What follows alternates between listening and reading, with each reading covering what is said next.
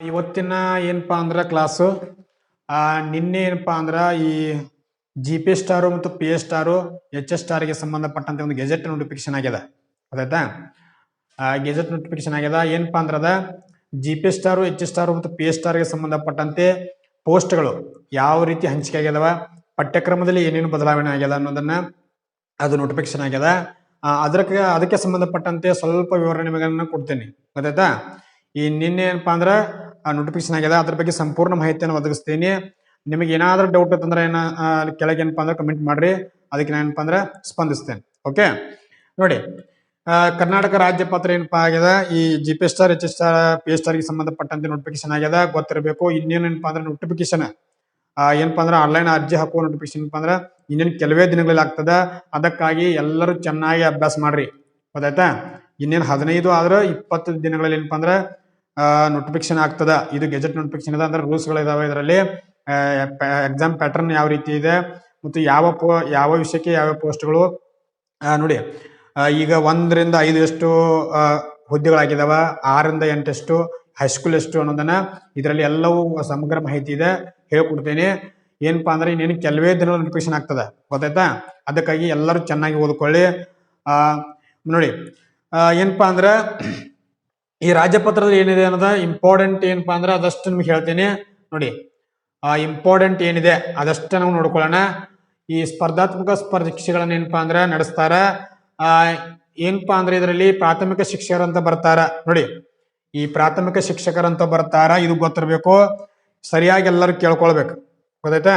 Notification ಅನ್ನ ಮೊದಲು ಸರಿಯಾಗಿ ಓದ್ಕೊಳ್ಬೇಕು. ನೋಡಿ, ಈ ಪ್ರಾಥಮಿಕ ಶಾಲಾ ಶಿಕ್ಷಕರಂತ ಬರ್ತಾರ. ನೋಡಿ, ಪ್ರಾಥಮಿಕ ಶಾಲಾ ಶಿಕ್ಷಕರಂತ ಬರ್ತಾರೆ. ಇದು 1 ರಿಂದ 5ನೇ ತರಗತಿ, 1 ರಿಂದ 5ನೇ ತರಗತಿ ಪ್ರಾಥಮಿಕ ಶಾಲಾ ಶಿಕ್ಷಕರಂತ ಕರೀತಾರೆ. ಇವರು ಏನ್ ಮುಗಿಸಿರ್ಬೇಕು ಅಂತ ಗೊತ್ತಿರ್ಬೇಕು ನಿಮ್ಗ. D.Ed ಮುಗಿಸಿರ್ಬೇಕು. ಇವರು ಏನು D.Ed ಮುಗಿಸಿರ್ಬೇಕು. ಇವ್ರ ಏನಂದ್ರೆ ಇವ್ರದ ವೇಟೇಜ್ ಏನಿದೆ ನೋಡಿ.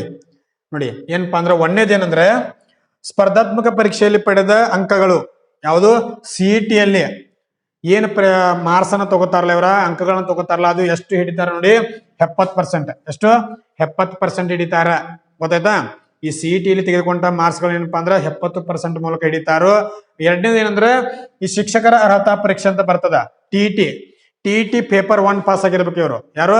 ಈ 1 ರಿಂದ 5ನೇ ತರಗತಿಯ ಶಿಕ್ಷಕರು ಏನಪ್ಪಾ ಅಂದ್ರ ಯಾವುದು ಈ ಶಿಕ್ಷಕರ ಅರ್ಹತಾ ಪರೀಕ್ಷೆ TET ಪೇಪರ್ 1 ಏನಂದ್ರೆ ಪಾಸ್ ಆಗಿರ್ಬೇಕು. ಅದು ಮಾರ್ಕ್ಸ್ ಎಷ್ಟು ಹಿಡಿತಾರಂದ್ರೆ 20% ಹಿಡಿತಾರ. ಅದೇನಪ್ಪಾ ಅಂದ್ರ 150 ಮಾರ್ಕ್ಸ್ ಇರ್ತದ. 1ನೇ ಪೇಪರ್ ಏನಪ್ಪಾ ಅಂದ್ರ 150 ಮಾರ್ಕ್ಸ್ ಇರ್ತದ. ಅದರಲ್ಲಿ ತೆಗೆದುಕೊಂಡಂತ ಮಾರ್ಕ್ಸ್ ಗಳನ್ನ 20%ಗೆ ಕನ್ವರ್ಟ್ ಮಾಡ್ತಾರ. ಗೊತ್ತಾಯ್ತಾ? ಈ 1 ರಿಂದ 5ನೇ ತರಗತಿಯ ಶಿಕ್ಷಕರು ಏನಪ್ಪಾ ಅಂದ್ರ ಪ್ರಾಥಮಿಕ ಶಾಲಾ ಶಿಕ್ಷಕರು. ಒಂದೇದೇನಂದ್ರೆ CET ಯಲ್ಲಿ ಏನಪ್ಪಾ ಅಂದ್ರ 70% ಹಿಡಿತಾರ, ಬರ್ದಿರ ಟಿಕ್ ಮಾಡಿದಂತಹ.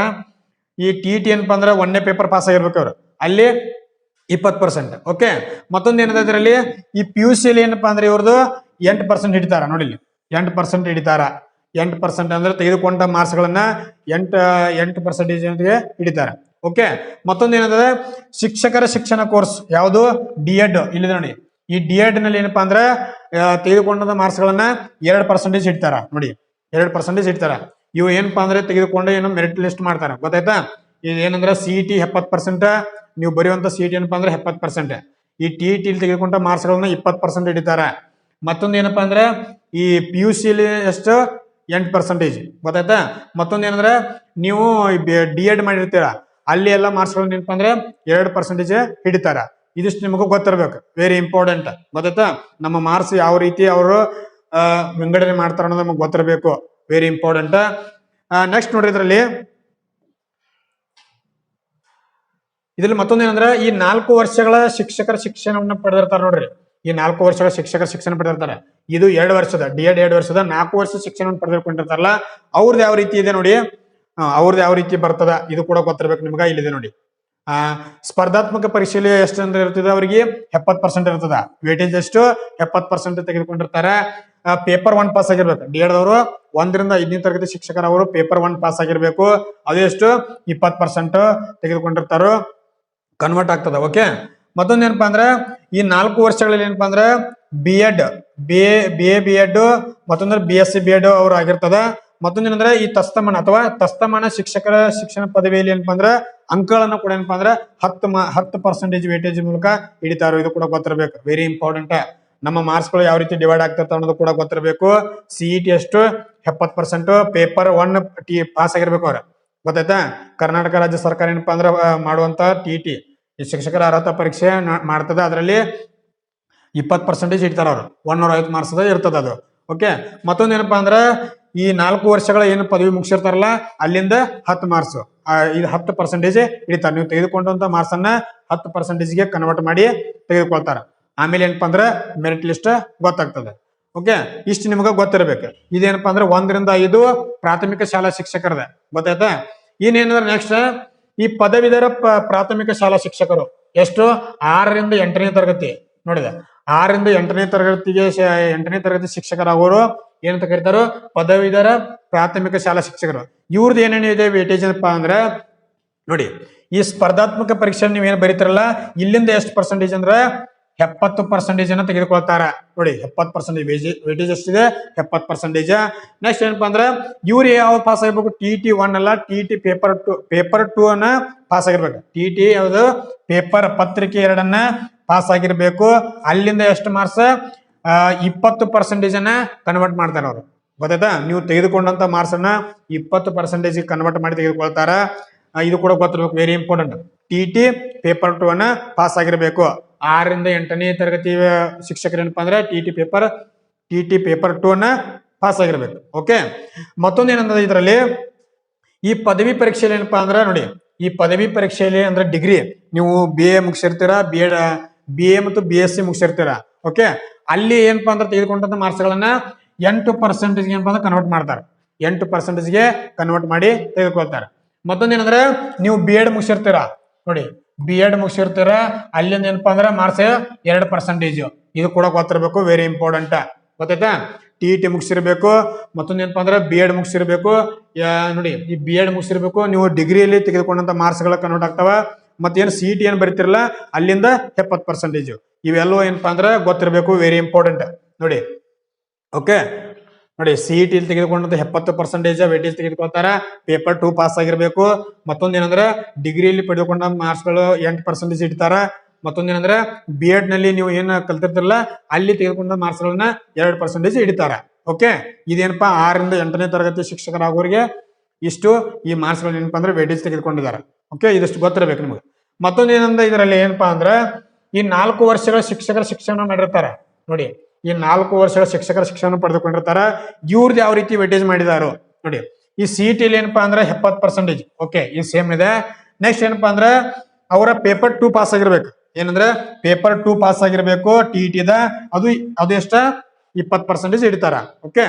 ಮತ್ತೆ ಇವ್ರ ಏನಂದ್ರ ಈ 4 ವರ್ಷದ ಏನಾಗಿರ್ತಾರಲ್ಲ ಇವ್ರ ಅಲ್ಲಿ B.Ed ಏನಪ್ಪಾ ಅಂದ್ರೆ BSc B.Ed ಮತ್ತು M.Ed ನೋಡ್ಲಿ, ಅಥವಾ ಕೊಟ್ಟಾರ B.Ed ಅಥವಾ M.Ed ಮುಗಿಸಿರ್ತಾರ ಅವರು.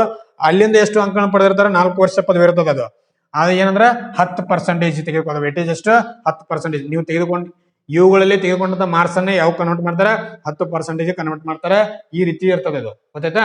4 ವರ್ಷಗಳ ಶಿಕ್ಷಕರ ಶಿಕ್ಷಣ ಏನ್ ಪಡೆದುಕೊಂಡಿರ್ತಾರಲ್ಲ ಇದು ವೇಟೇಜ್ ಈ ರೀತಿ ಇರ್ತದ, ಗೊತ್ತಿರ್ಬೇಕು, ವೆರಿ ಇಂಪಾರ್ಟೆಂಟ್. ಮತ್ತೊಂದು ಇದರಲ್ಲಿ ಏನಪ್ಪಾ ಅಂದ್ರ ನೋಡಿ, ಮತ್ತೊಂದು ಏನಂದ್ರೆ ಗಣಿತ ವಿಜ್ಞಾನ ಶಿಕ್ಷಕರು. ಗಣಿತ ಮತ್ತು ವಿಜ್ಞಾನ ಶಿಕ್ಷಕರ ಇವ್ರದ್ದು ಯಾವ ರೀತಿ ಇದೆ ನೋಡಿ.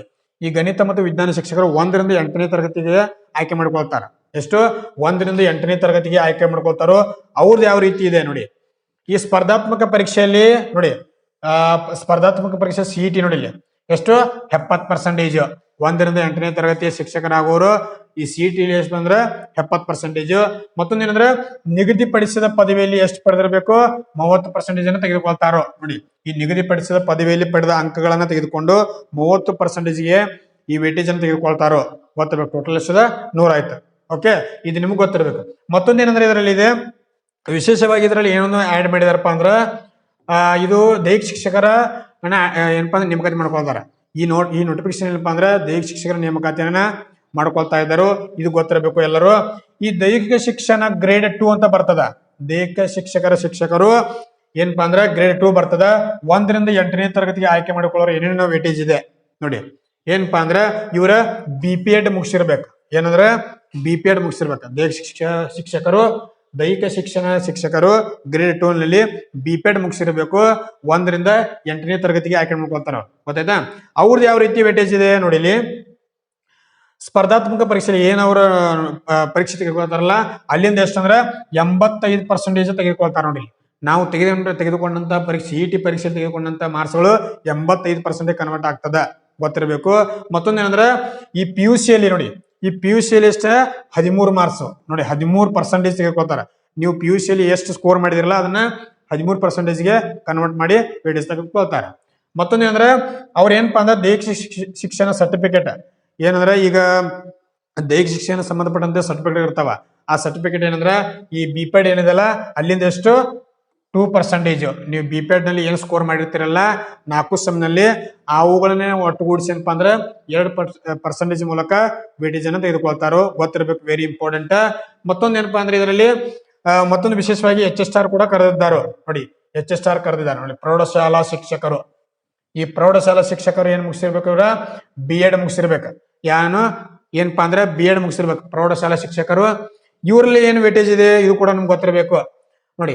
ಈ CET ಅಲ್ಲಿ ಏನಪ್ಪಾ ಅಂದ್ರ ಎಷ್ಟು 85% ನೋಡಿ, 85% ಅನ್ನ ತೆಗೆದುಕೊಳ್ತಾರೆ. ನೀವು CET ಅಲ್ಲಿ ಎಷ್ಟು ಮಾರ್ಕ್ಸ್ ತಗೊಂಡಿಲ್ಲ ಅದನ್ನ ಏನ್ ಮಾಡ್ತಾರೋ 85% ಗೆ ಕನ್ವರ್ಟ್ ಮಾಡಿ ವೇಟೇಜ್ ಅಂತ ತೆಗಿತಾರೆ. ಮತ್ತೊಂದೇನಂದ್ರ ನೀವು ಡಿಗ್ರಿ ಮುಗಿಸಿರ್ತೀಯ, BA BSc ಮುಗಿಸಿರ್ತೀಯ, ಅಲ್ಲಿಂದ ಎಷ್ಟು 13 ಮಾರ್ಕ್ಸ್, ಎಷ್ಟು 13% ಅಂತ ತೆಗೆದುಕೊಳ್ತಾರೋ. ಈ ಮತ್ತೊಂದೇನಂದ್ರ ಈ B.Ed ಮುಗಿಸಿರ್ತೀನಿ, ಆ B.Ed ಅಲ್ಲಿಂದ ಎಷ್ಟು ತೆಗೆದುಕೊಳ್ತಾರೋ 2% ಅನ್ನ ತೆಗೆದುಕೊಳ್ತಾರೆ. ನೀವು B.Ed ನಲ್ಲಿ ಏನಪ್ಪಾ ಅಂದ್ರೆ ಸ್ಕೋರ್ ಮಾಡಿರ್ತೀಯ, ಅದನ್ನ ಏನ್ ಮಾಡ್ತಾರೋ 2% ಕನ್ವರ್ಟ್ ಮಾಡಿ ತೆಗೆದುಕೊಳ್ತಾರೆ. ಟೋಟಲ್ ಎಷ್ಟು ಅಂದ್ರೆ 100. ಓಕೆ, ಏನಪ್ಪಾ ಅಂದ್ರೆ CET ಅಲ್ಲಿ 85%, ನೀವು ಡಿಗ್ರಿಲಿ ತೆಗೆದುಕೊಂಡಿರ್ತೀಯ ಅದು ಎಷ್ಟಪ್ಪಾ ಅಂದ್ರೆ 13, ಮತ್ತೆ B.Ed ನಲ್ಲಿ ಎಷ್ಟು 2%. ಓಕೆ, ಇದಿಷ್ಟು ನಿಮಗೆ ಏನೋ ವೇಟೇಜ್ ಮೂಲಕ ಗೊತ್ತಾಗ್ತದ. ಇದು ನಿಮಗೆ ಗೊತ್ತಿರ್ಬೇಕು, ವೆರಿ ಇಂಪಾರ್ಟೆಂಟ್. ಮತ್ತೊಂದೇನಂದ್ರೆ ಈ ದೈಹಿಕ ಶಿಕ್ಷಕರಲ್ಲಿ ಮತ್ತೊಂದೇನಂದ್ರೆ ನೇಮಕಾತಿ ಗ್ರೇಡ್ 1 ಗ್ರೇಡ್ 2 ಅಂತ ಇದೆ. ಈ ಗ್ರೇಡ್ 1 ಅಂದ್ರೆ ನೋಡಿ, ಈ ದೈಹಿಕ ಶಿಕ್ಷಣ ಶಿಕ್ಷಕರು ಗ್ರೇಡ್ 1 ದಲ್ಲಿ ಬಿಪೆಡ್ ಮುಗಿಸಿರ್ಬೇಕು, ಇದಂತ ಕಂಪಲ್ಸರಿ. ಓಕೆ, CET ಅಲ್ಲಿ ಎಷ್ಟು 85% ತೆಗೆದುಕೊಳ್ತಾರೆ. CET ನೀವು ಎಷ್ಟು ಮಾರ್ಕ್ಸ್ ತಗೊಂಡಿಲ್ಲ 85% ಕನ್ವರ್ಟ್ ಆಗ್ತದೆ. ನೆಕ್ಸ್ಟ್ ಏನಪ್ಪಾ ಅಂದ್ರೆ ಡಿಗ್ರಿ ಮುಗಿಸಿರ್ತೀಯ, ಅಲ್ಲಿಂದ ಎಷ್ಟು 13% ಆಗ್ತದೆ. ಓಕೆ, 13%. ಮತ್ತೆ ನೀನು ಬಿಪೆಡ್ ಮುಗಿಸಿರ್ತೀಯ, ಈ ಬಿಪೆಡ್ ಮುಗಿಸಿರ್ತೀಯ, ಅಲ್ಲಿಂದ ಎಷ್ಟು ಅಂಕಗಳು ತೆಗೆದುಕೊಂಡಿರ್ತ ಅದನ್ನ ಎಷ್ಟು ಕನ್ವರ್ಟ್ ಮಾಡ್ತಾರ 2% ಕನ್ವರ್ಟ್ ಮಾಡಿ ಅಂಕಗಳನ್ನ ತೆಗೆದುಕೊಳ್ತಾರ. ಟೋಟಲ್ ಎಷ್ಟು ಅಂದ್ರೆ 100 ಏನಪ್ಪಾ ಅಂದ್ರೆ ವೇಟೇಜ್ ತೆಗೆದುಕೊಳ್ತಾರ. ಓಕೆ, ಇದು ಗೊತ್ತಿರ್ಬೇಕು. CET, ಡಿಗ್ರಿ ಮತ್ತೆ ಬಿಪೆಡ್ ಇದನ್ನ ತೆಗೆದುಕೊಂಡು ಏನಪ್ಪಾ ಅಂದ್ರೆ ಗ್ರೇಡ್ 1 ಇದು. ಓಕೆ, ಇದಿಷ್ಟು ಏನಪ್ಪಾ ಅಂದ್ರೆ ವೇಟೇಜ್ ಇದು. ನೋಡಿ ಏನಪ್ಪಾ ಅಂದ್ರೆ ಈಗೇನಂದ್ರ ವೇಟೇಜ್ ಬಗ್ಗೆ ನಿಮ್ಗೆ ಗೊತ್ತಾಯ್ತು. ಓಕೆ, ವೇಟೇಜ್ ಬಗ್ಗೆ ಗೊತ್ತಾಯ್ತು.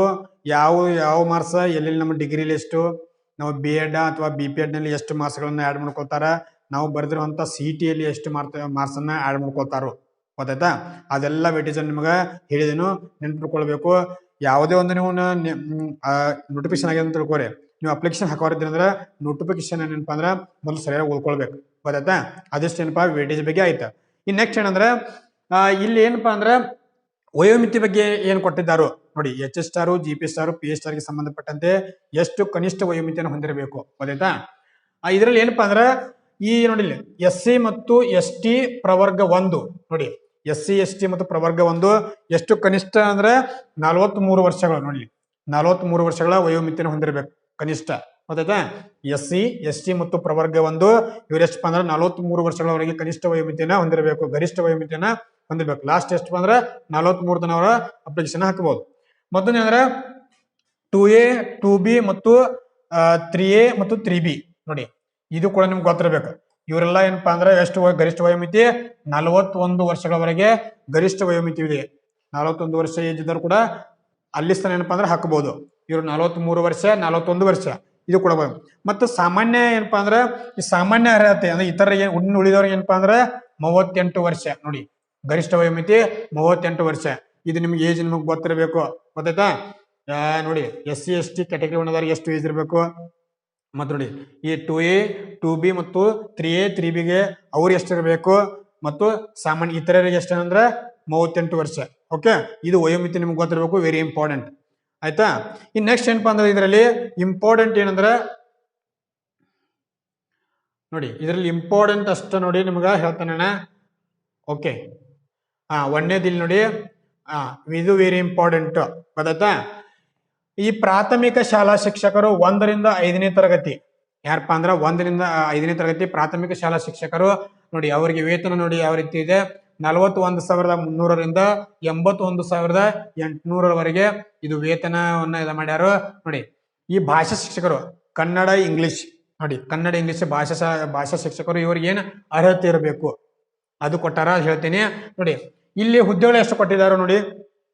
ಕಲ್ಯಾಣ ಕರ್ನಾಟಕಕ್ಕೆ ಎಷ್ಟು 800 ನೋಡಿ. ಈ PSR ಅಂತ ಬರ್ತದ ಇದು PSTR ಗೊತ್ತಾಯ್ತಾ. ಪ್ರಾಥಮಿಕ ಶಾಲಾ ಶಿಕ್ಷಕರು 1ರಿಂದ 5 PSR ಅವರಿಗೆ ಈ ಕಲ್ಯಾಣ ಕರ್ನಾಟಕಕ್ಕೆ 800 ಕೊಟ್ಟಿದ್ದಾರೆ ಗೊತ್ತಾಯ್ತಾ. ಇನ್ನು ಕಲ್ಯಾಣ ಕರ್ನಾಟಕ ಉಳಿದ ಮತ್ತು ಜಿಲ್ಲೆಗಳಿಗೆ ಎಷ್ಟಪ್ಪ ಅಂದ್ರೆ 100 ಕೊಟ್ಟಿದ್ದಾರೆ. ಟೋಟಲ್ ಎಷ್ಟ 900 HK ನಾನ್ HK ಇಷ್ಟು ಡಿವೈಡ್ ಆಗ್ಯದ. ಟೋಟಲ್ ಎಷ್ಟು 900 ಪೋಸ್ಟ್ ಇದಾವ. ಎಷ್ಟು PSR ಎಷ್ಟು 900 ಇದಾವ ಗೊತ್ತಾಯ್ತಾ. ಎಲ್ಲಿ ಹಂಚಿಕೆ ಆಗಿದೆ ಇದು ಕೂಡ ನಮ್ಗೆ ಗೊತ್ತಿರಬೇಕು. ಈ ನೋಡಿ ಇನ್ನು ಉಳಿದೇನಪ್ಪಾ ಅಂದ್ರೆ ಈ ಕನಿಷ್ಠ ವಿದ್ಯಾರ್ಥಿ ಏನೇನು ಪಡಬೇಕು ನೋಡಿ. ಈ PSR ಗೆ ಹಾಕೋರು ಏನೇನು ಕನಿಷ್ಠ ವಿದ್ಯಾರ್ಥಿ ಪಡೆದುಕೊಂಡಿರ್ಬೇಕು ನೋಡಿ. PUC ಯಲ್ಲಿ ಕನಿಷ್ಠ 50 ಅಂಕಗಳೊಂದಿಗೆ ಪಾಸ್ ಆಗಿರ್ಬೇಕು ನೋಡಿ. ಈ PUC ಏನಪ್ಪಾ ಅಂದ್ರೆ 50 ಅಂಕಗಳೊಂದಿಗೆ ಪಾಸ್ ಆಗಿರ್ಬೇಕು ನೋಡಿ. 2 ವರ್ಷದ ಡಿಪ್ಲೊಮಾ ಕೂಡ ಅಂತ ಬರ್ತದ ಅವರಲ್ಲಿ. 2 ವರ್ಷ ಡಿಪ್ಲೊಮಾ ಕೂಡ ಪಾಸ್ ಆಗಿರ್ಬೇಕು. ಎಷ್ಟು ಅಂಕಗಳಿಂದ ಪಾಸ್ ಆಗಿರ್ಬೇಕು 50 ಅಂಕಗಳೊಂದಿಗೆ 50 ಅಂಕಗಳೊಂದಿಗೆ ಏನಪ್ಪಾ ಅಂದ್ರೆ ಪರ್ಸೆಂಟೇಜ್ 50 ಅಂಕಗಳೊಂದಿಗೆ ಪಾಸ್ ಆಗಿರ್ಬೇಕು. ಕಡಿಮೆ ಅಂದ್ರೆ ಇಲ್ಲ. ಓಕೆ. ಮತ್ತೊಂದೇನಂದ್ರೆ ಅಥವಾ ಏನಪ್ಪಾ ಅಂದ್ರೆ PUC ಯಲ್ಲಿ ಕನಿಷ್ಠ 50 ಅಂಕಗಳು ಅಥವಾ ಎಲಿಮೆಂಟರಿ ನೋಡಿ 4 ವರ್ಷದ ಪದವಿ ಬರ್ತದೆ ನೋಡಿ. ಅಲ್ಲಿ ಕೂಡ ಏನಪ್ಪಾ ಅಂದ್ರೆ 50 ಅಂಕಗಳೊಂದಿಗೆ ಪಾಸ್ ಆಗಿರ್ಬೇಕು. ಏನಪ್ಪಾ PSR ಅಪ್ಲಿಕೇಶನ್ ಹಾಕೋರು. ಓಕೆ. ಇಷ್ಟು ನಿಮ್ಗೆ ಗೊತ್ತಿರ್ಬೇಕು. ಇದರಲ್ಲಿ ಮತ್ತೊಂದೇನಪ್ಪಾ ಅಂದ್ರೆ ಈ ಪ್ರಾಥಮಿಕ ಶಾಲಾ ಗಣಿತ ಮತ್ತು ವಿಜ್ಞಾನ ಶಿಕ್ಷಕರು ಅದು ಭಾಷೆ ಬಗ್ಗೆ ಆಯ್ತು. ಇದೇನಪ್ಪಾ ಅಂದ್ರೆ ಗಣಿತ ಮತ್ತು ವಿಜ್ಞಾನ ಶಿಕ್ಷಕರು ನೋಡಿ. ಗಣಿತ ವಿಜ್ಞಾನ ಶಿಕ್ಷಕ ಅರ್ಹತೆ ಏನಿದೆ PUC ಯಲ್ಲಿ ಕನಿಷ್ಠ ಎಷ್ಟು ಅಂದ್ರೆ 50 ಅಂಕಗಳೊಂದಿಗೆ ಪಾಸ್ ಆಗಿರ್ಬೇಕು. PUC ಅಂದ್ರೆ 50 ಅಂಕಗಳೊಂದಿಗೆ ಏನಪ್ಪಾ ಅಂದ್ರೆ ಪಾಸ್ ಆಗಿರ್ಬೇಕು. ಅದ್ರ ಜೊತೆಗೆ ಮತ್ತೊಂದು ಏನಪ್ಪಾ ಅಂದ್ರೆ ಇದರಲ್ಲಿ 50 ಅಂಕಗಳನ್ನು ಪಾಸ್ ಆಗಿರ್ಬೇಕು. ಈ ನೋಡಿ ಈಗ SC ST ಮತ್ತು ಕ್ಯಾಟಗರಿ 1 ನೋಡಿ. SC ಮತ್ತು ST ಮತ್ತು ಕ್ಯಾಟಗರಿ 1 ದವ್ರಿಗೆ ಏನಪ್ಪಾ ಅಂದ್ರೆ ಇವ್ರು ಏನಾಗಿರ್ಬೇಕು ಮತ್ತು ವಿಶೇಷ ಚೇತನಗಳ ಅಂಗವಿಕಲ ವಿದ್ಯಾರ್ಥಿಗಳಿಗೆ ನೋಡಿ. ಅಂಗವಿಕಲ ವಿದ್ಯಾರ್ಥಿಗಳಿಗೆ ಅಂದ್ರೆ PUC ಯಲ್ಲಿ ಇವರಿಗೆ ಎಷ್ಟಿದೆ 45 ಅಂಕಗಳೊಂದಿಗೆ ಪಾಸ್ ಆಗಿರ್ಬೇಕು ನೋಡಿ. SC ST ಮತ್ತು ಪ್ರವರ್ಗ 1ದವ್ರಿಗೆ ಏನಪ್ಪಾ ಅಂದ್ರೆ 45 ಅಂಕಗಳೊಂದಿಗೆ PUC ಪಾಸ್ ಆಗಿರ್ಬೇಕು. ಇನ್ನುಳಿದವರಿಗೆ 50 ಅಂಕಗಳೊಂದಿಗೆ ಪಾಸ್ ಆಗಿರ್ಬೇಕು. ಓಕೆ. ಇದು ನಿಮ್ಗೆ ಗೊತ್ತಿರ್ಬೇಕು. ಇಂಪಾರ್ಟೆಂಟ್ ಇದೊಂದು ಗೊತ್ತಾಯ್ತಾ. ಮತ್ತೊಂದು ಏನಂತಂದ್ರೆ ಈ PUC ಏನಪ್ಪಾ PSR ಏನಪ್ಪಾ ಅಂದ್ರೆ ಏನು ಅರ್ಹತೆ ಇದೆ ಇನ್ನೊಂದು TET ಪಾಸ್ ಆಗಿರ್ಬೇಕು. TET ಪೇಪರ್ 1 ಪಾಸ್ ಆಗಿರ್ಬೇಕು. TET ಪೇಪರ್ 1 ಕರ್ನಾಟಕ ಸರ್ಕಾರ ಅಥವಾ ಭಾರತ ಸರ್ಕಾರ CET ನೋಡಿಲ್ಲ ಈ ಪೇಪರ್ 1 ಪಾಸ್ ಆಗಿರ್ಬೇಕು. ಇದು ಇಂಪಾರ್ಟೆಂಟ್ ಅಂದ್ರೆ PSR ಹಾಕೋರು ಪೇಪರ್ 1 ಪಾಸ್ ಆಗಿರ್ಬೇಕು. ನೆಕ್ಸ್ಟ್ ಏನಪ್ಪಾ ಅಂದ್ರೆ ಇದರಲ್ಲಿ ಈ ಪ್ರಾಥಮಿಕ ಶಾಲಾ ಶಿಕ್ಷಕರು ಈ ಭಾಷೆ ಕನ್ನಡ ಇಂಗ್ಲಿಷ್ ಇವೆಲ್ಲ ಏನಿದೆಲ್ಲ ಪ್ರಾಥಮಿಕ ಶಿಕ್ಷಕರು ಈ ಹುದ್ದೆ ನೋಡಿ. ಈ ಭಾಷಾ ಹುದ್ದೆ ಆಗಿದ್ದಲ್ಲಿ ಅಭ್ಯರ್ಥಿಯು PUC ಯಲ್ಲಿ ಆಯಾ ಭಾಷೆ ನೋಡಲಿ. ಈಗ ನೀವು ಕನ್ನಡ ಅಥವಾ ಇಂಗ್ಲಿಷ್ ಭಾಷೆಯಲ್ಲಿ ಶಿಕ್ಷಕರಾಗೋದಿಲ್ಲ. ಆಯಾ ಭಾಷೆಯಲ್ಲಿ ಏನಾಗಿರ್ಬೇಕು ನೀವು ಆಯಾ ಭಾಷೆಯಲ್ಲಿ ಮತ್ತು ಆಂಗ್ಲ ಭಾಷೆಯಲ್ಲಿ ಕನಿಷ್ಠ 50 ಅಂಕಗಳೊಂದಿಗೆ ಪಡೆದಿರ್ಬೇಕು ನೀವು ನೋಡಿ.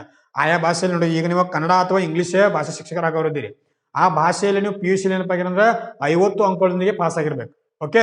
ಇದು ಕೂಡ ನಿಮ್ಗೆ ಗೊತ್ತಿರ್ಬೇಕು. ವೆರಿ ಇಂಪಾರ್ಟೆಂಟ್ ಗೊತ್ತಾಯ್ತಾ. ಮತ್ತೊಂದು ಏನಂದ್ರೆ ನೀವು D.Ed ನಲ್ಲಿ ಏನಪ್ಪಾ ಅಂದ್ರೆ ಆ ಭಾಷೆಯನ್ನ ಬೋಧನಾ ಮಾಧ್ಯಮವಾಗಿ ನೋಡಿ.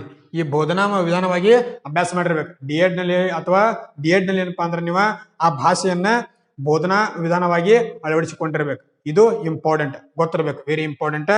ಮತ್ತೊಂದು ಏನಪ್ಪಾ ಅಂದ್ರೆ ಪ್ರಾಥಮಿಕ ಶಾಲಾ ಶಿಕ್ಷಕರು ಆಂಗ್ಲ ಭಾಷೆ ಹುದ್ದೆ ಆಗಿರಲು ಭಾಷೆ ಕಡ್ಡಾಯವಾಗಿ ಭಾಷೆ ಅನ್ವಯ ಆಗಬೇಕು ನೋಡಿ. ಪ್ರಾಥಮಿಕ ಶಾಲಾ ಶಿಕ್ಷಕರು ಆಂಗ್ಲ ಭಾಷೆ ನೋಡಿ. ಈ ಆಂಗ್ಲ ಭಾಷೆದವರಿಗೆ ಹುದ್ದೆ ಆಗಿದ್ದಲ್ಲಿ ಆ ಭಾಷಾ ಎಂಬುದನ್ನು ಕಡ್ಡಾಯವಾಗಿ ಆಂಗ್ಲ ಭಾಷೆಯಲ್ಲಿ ಪಡೆದುಕೊಂಡಿರ್ಬೇಕು ಗೊತ್ತಾಯ್ತಾ ನೋಡಿ. ಆಂಗ್ಲ ಭಾಷಾ ಶಿಕ್ಷಕರು ಆ ಭಾಷೆಯಲ್ಲಿ ಏನಪ್ಪಾ ಅಂದ್ರೆ ಆಂಗ್ಲ ಭಾಷೆಯಲ್ಲಿ ಪಡೆದುಕೊಂಡಿರ್ಬೇಕು. ಓಕೆ. ಮತ್ತೊಂದು ಇದರಲ್ಲಿ ಪ್ರಾಥಮಿಕ ಶಾಲಾ ಈ ಭಾಷೆ ಆಯ್ತು. ಓಕೆ. ಇನ್ನ ಗಣಿತ ಮತ್ತು ವಿಜ್ಞಾನ ಶಿಕ್ಷಕರು ಏನಪ್ಪಾ ಅಂದ್ರೆ ಆಯಾ ಹುದ್ದೆಯಲ್ಲಿ PUC ಯಲ್ಲಿ ಏನನ್ನ ಓದಿರ್ಬೇಕು ಅವ್ರ ಗಣಿತ ಭೌತಶಾಸ್ತ್ರ ಗಣಿತ ರಸಾಯನಶಾಸ್ತ್ರ ಪ್ರತ್ಯೇಕವಾಗಿ ಕನಿಷ್ಠ 50 ಅಂಕಗಳನ್ನು ಪಡೆದಿರ್ಬೇಕು ನೋಡಿ. PUC ಯಲ್ಲಿ ಈ ನೋಡಿ PSR ದವರು ಗಣಿತ ಮತ್ತು ವಿಜ್ಞಾನ ಶಿಕ್ಷಕರಾಗೋರು ಏನಪ್ಪಾ ಅಂದ್ರೆ PSR ದವರು ಯಾವ್ಯಾವ PUC ಯಲ್ಲಿ ಯಾವ ಸಬ್ಜೆಕ್ಟ್ ಓದಿರಬೇಕು ಗಣಿತ ಭೌತಶಾಸ್ತ್ರ ರಸಾಯನಶಾಸ್ತ್ರ ಪ್ರತ್ಯೇಕವಾಗಿ 50 ಅಂಕಗಳನ್ನ ಪಡೆದು ಪಾಸ್ ಆಗಿರ್ಬೇಕು. ಇದು ವಿದ್ಯಾರ್ಹತೆ. ಓಕೆ. ಮತ್ತೊಂದು ಏನಪ್ಪಾ ಅಂದ್ರೆ ನೀವು D.Ed ನಲ್ಲಿ ಏನಪ್ಪಾ ಅಂದ್ರೆ ಈ ವಿಷಯವನ್ನ ನೋಡಿ. ಈ ವಿಷಯಗಳನ್ನ ಏನಪ್ಪಾ ಅಂದ್ರೆ ಬೋಧನಾ ವಿಧಾನವಾಗಿ ಬಳಸಿಕೊಂಡಿರ್ಬೇಕು D.Ed ನಲ್ಲಿ. ಓಕೆ. ಈಗ 2 ಸಬ್ಜೆಕ್ಟ್ ಬರ್ತಿರ್ತಾವ ಗಣಿತ ವಿಜ್ಞಾನ. ಈ 6000 ಆಗಿದ್ರ ಕನ್ನಡ ಸಮಾಜ ವಿಜ್ಞಾನ ಮತ್ತು ಇಂಗ್ಲಿಷ್ ಸಮಾಜ ವಿಜ್ಞಾನ ಈ ರೀತಿ ಬರ್ತಿರ್ತಾವ. ಅಲ್ಲಿ ಏನಪ್ಪಾ ಅಂದ್ರ ಬಿ ಎಡ್ ನಲ್ಲಿ ಅಥವಾ ಡಿ ಎಡ್ ನಲ್ಲಿ ಅಲ್ಲಿ ಏನಪ್ಪಾ ಅಂದ್ರ ಆ ಭಾಷೆಯನ್ನು ನೀವು ಏನ್ ಮಾಡಿರ್ಬೇಕು, ಪಡೆದುಕೊಂಡಿರ್ಬೇಕು. ಓಕೆ, ಅಭ್ಯಾಸ ಮಾಡಿರ್ಬೇಕು. ಓಕೆ, ಇಷ್ಟು ನಿಮಗೆ ಗೊತ್ತಿರ್ಬೇಕು. ಇದರಲ್ಲಿ ಮತ್ತೇನಪ್ಪಾ ಅಂದ್ರೆ ಈ ಪ್ರವರ್ಗವನ್ನು ಇದು SC ST ಮತ್ತು ಪ್ರವರ್ಗವನ್ನದವ್ರು ಎಷ್ಟು ಪಡೆದುಕೊಂಡಿರ್ಬೇಕು, 45 ಅಂಕಗಳೊಂದಿಗೆ PUC ಯಲ್ಲಿ ಪಡೆದುಕೊಂಡಿರ್ಬೇಕು ಗಣಿತ ವಿಜ್ಞಾನ ಶಿಕ್ಷಕರು. ಓಕೆ, ಪ್ರವರ್ಗ 1 ಮತ್ತು SC ST ಇವರೆಲ್ಲ ಏನಪ್ಪಾ ಅಂದ್ರೆ 45 ಅಂಕಗಳೊಂದಿಗೆ PUC ಏನಪ್ಪಾ ಅಂದ್ರೆ ಮಾರ್ಕ್ಸ್ ಅನ್ನು ಪಡೆದುಕೊಂಡಿರ್ಬೇಕು. ಇಷ್ಟು ನಿಮ್ಗೆ ಗೊತ್ತಿರ್ಬೇಕು. ಓಕೆ, ಇದರಲ್ಲಿ ಏನಪ್ಪಾ ಅಂದ್ರೆ ಮತ್ತೊಂದು ದೈಹಿಕ ಶಿಕ್ಷಣ ನೋಡಿ, ದೈಹಿಕ ಶಿಕ್ಷಣದ ಶಿಕ್ಷಕರು ಏನಪ್ಪಾ ಗ್ರೇಡ್ 2 ಬರ್ತದೆ. ಇದು ವೇತನ ಏನಪ್ಪಾ ಅಂದ್ರೆ 41,300ರಿಂದ 81,800ವರೆಗೆ ವೇತನ ಇದೆ. ಇವ್ರು ಏನಪ್ಪಾ ಅಂದ್ರೆ ದೈಹಿಕ ಶಿಕ್ಷಕರು 1ರಿಂದ 8ನೇ ತರಗತಿಗೆ ಎಲಿಜಿಬಲ್ ಆಗಬೇಕಾದ್ರೆ ಏನೇನು ವಿದ್ಯಾರ್ಥಿ ಹೊಂದಿರಬೇಕು ನೋಡಿ. ಸರ್ಕಾರಿ ಪ್ರಾಥಮಿಕ ಮತ್ತು ಹಿರಿಯ ಪ್ರಾಥಮಿಕ ಶಾಲೆಗಳಲ್ಲಿ ದೈಹಿಕ ಶಿಕ್ಷಕರು ಗ್ರೇಡ್ 2 ಅಂತ ಬರ್ತದೆ. ಇದು ನೋಡಿ, ಸರ್ಕಾರಿ ಪ್ರಾಥಮಿಕ ಮತ್ತು ಹಿರಿಯ ಪ್ರಾಥಮಿಕದಲ್ಲಿ ದೈಹಿಕ ಶಿಕ್ಷಕರ ನೇಮಕಾತಿಯನ್ನ ಮಾಡ್ಕೊಳ್ಳೋದಿದ್ದಾರೆ, ಅದ ಗ್ರೇಡ್ 2 ಬರ್ತದೆ. ಇವ್ರು ನೋಡಿ ಕಲ್ಯಾಣ ಕರ್ನಾಟಕ ಎಷ್ಟ 106, ಕಲ್ಯಾಣ ಕರ್ನಾಟಕಕ್ಕೆ 106, ಇನ್ನು ಉಳಿದವರಿಗೆ ಎಷ್ಟ, ಇನ್ನು ಉಳಿದ ಜಿಲ್ಲೆಗಳಿಗೆ 44, ಟೋಟಲ್ ಎಷ್ಟ 150 ಇವೆ. ಇದು ಕೂಡ ನಿಮ್ಗೆ ಗೊತ್ತಿರಬೇಕು, ವೆರಿ ಇಂಪಾರ್ಟೆಂಟ್. ಎಲ್ಲಿ ವಿಂಗಡಣೆ ಆಗ್ಯದ ಹುದ್ದೆಗಳು, ಕಲ್ಯಾಣ ಕರ್ನಾಟಕಕ್ಕೆ 106, ಇನ್ನುಳಿದ ಜಿಲ್ಲೆಗಳಿಗೆ 44, ಟೋಟಲ್ ಎಷ್ಟಂದ್ರೆ 150 ಹುದ್ದೆಗಳು ಆಗಿವೆ. ಗೊತ್ತಿರಬೇಕು, ವೆರಿ ಇಂಪಾರ್ಟೆಂಟ್. ಇವರು ವಿದ್ಯಾರ್ಥಿ ಏನ್ ಪಡೆದುಕೊಂಡಿರ್ಬೇಕು ಅಂದ್ರೆ ನೋಡಿ, ಅಧಿಕೃತ ಮಂಡಳಿ ನಡೆಸುವಂತ ಕಿರಿಯ ಮಾಧ್ಯಮಿಕ 12ನೇ ತರಗತಿ ಅಥವಾ ತಸ್ತಮಾನ ಅಂದ್ರೆ PUC ಏನಪ್ಪಾ ಅಂದ್ರೆ 50% ಅಂಕಗಳೊಂದಿಗೆ ಪಾಸ್ ಆಗಿರ್ಬೇಕು. PUC ಏನಪ್ಪಾ ಅಂದ್ರೆ 50 ಅಂಕಗಳೊಂದಿಗೆ ಪಾಸ್ ಆಗಿರ್ಬೇಕು. ಇವರು ಏನಪ್ಪಾ ಕನಿಷ್ಠ ವಿದ್ಯಾರ್ಥಿ 50 ಅಂಕಗಳೊಂದಿಗೆ ಪಾಸ್ ಆಗಿರ್ಬೇಕು ಅಥವಾ ಮತ್ತೊಂದು ಪಾಸ್ ಆಗಿರ್ಬೇಕು. ನೆಕ್ಸ್ಟ್ ಏನಂದ್ರೆ PUC ಏನಂದ್ರೆ ತರಗತಿಯಲ್ಲಿ ಉತ್ತೀರ್ಣಗೊಂಡಿದ್ದಲ್ಲಿ ರಾಷ್ಟ್ರೀಯ ಶಿಕ್ಷಣ ಪರಿಷತ್ ಅಂತ ಬರ್ತದ. ಇದೇನಪ್ಪಾ ಅಂದ್ರೆ 2007 ಅಂತ ಇದೆ. ಇಲ್ಲಿ ಏನಂದ್ರೆ ಪಾಸ್ ಆಗಿರ್ಬೇಕು, ಇಲ್ಲಿ ಕೂಡ ಗೊತ್ತಾಯ್ತಾ. ನೆಕ್ಸ್ಟ್ ನೋಡಿ, ಇದರಲ್ಲಿ ಏನು ಮತ್ತೊಂದು ಇದೆ ನೋಡಿ, ರಾಷ್ಟ್ರೀಯ ಶಿಕ್ಷಕರ ಶಿಕ್ಷಣ ಪರಿಷತ್ತಿನಿಂದ ಮಾನ್ಯತೆ ಪಡೆದ ಸಂಸ್ಥೆಯಿಂದ 2 ವರ್ಷಗಳ ಕಡಿಮೆ ಇಲ್ಲದ ಶಿಕ್ಷಣ ಸರ್ಟಿಫಿಕೇಟ್ ಪಡೆದುಕೊಂಡಿರ್ಬೇಕು. ನೋಡಿ, BPED ಏನಪ್ಪಾ ಅಂದ್ರೆ 50 ಅಂಕಗಳೊಂದಿಗೆ ಪಾಸ್ ಆಗಿರ್ಬೇಕು. ಯಾರು ಈ ದೈಹಿಕ ಶಿಕ್ಷಕರಾಗುವವರು 1ರಿಂದ 8ನೇ ತರಗತಿ. ಓಕೆ, ಇದೇನಪ್ಪಾ ಅಂದ್ರೆ BPED ಅನ್ನ ಹೊಂದಿರಬೇಕು. ಓಕೆ, ಇದೇನಪ್ಪಾ ಅಂದ್ರೆ ದೈಹಿಕ ಈ ಪದವೀಧರ ಪ್ರಾಥಮಿಕ ಶಾಲಾ ಶಿಕ್ಷಕರು ನೋಡಿ, ಇವ್ರದ ವೇತನ ಯಾವ ರೀತಿ ಇದೆ ನೋಡಿ. 6ರಿಂದ 8 ಶಿಕ್ಷಕರು 6ರಿಂದ 8 GPT ಅಂತ ಬರ್ತದೆ. 44,000ದಿಂದ 83,000ವರೆಗೆ ನೋಡಿ, 44,425ರಿಂದ 83,700ವರೆಗೆ ವೇತನವನ್ನ ಕೊಡಲಾಗಿದೆ ಇಲ್ಲಿ ನೋಡಿ.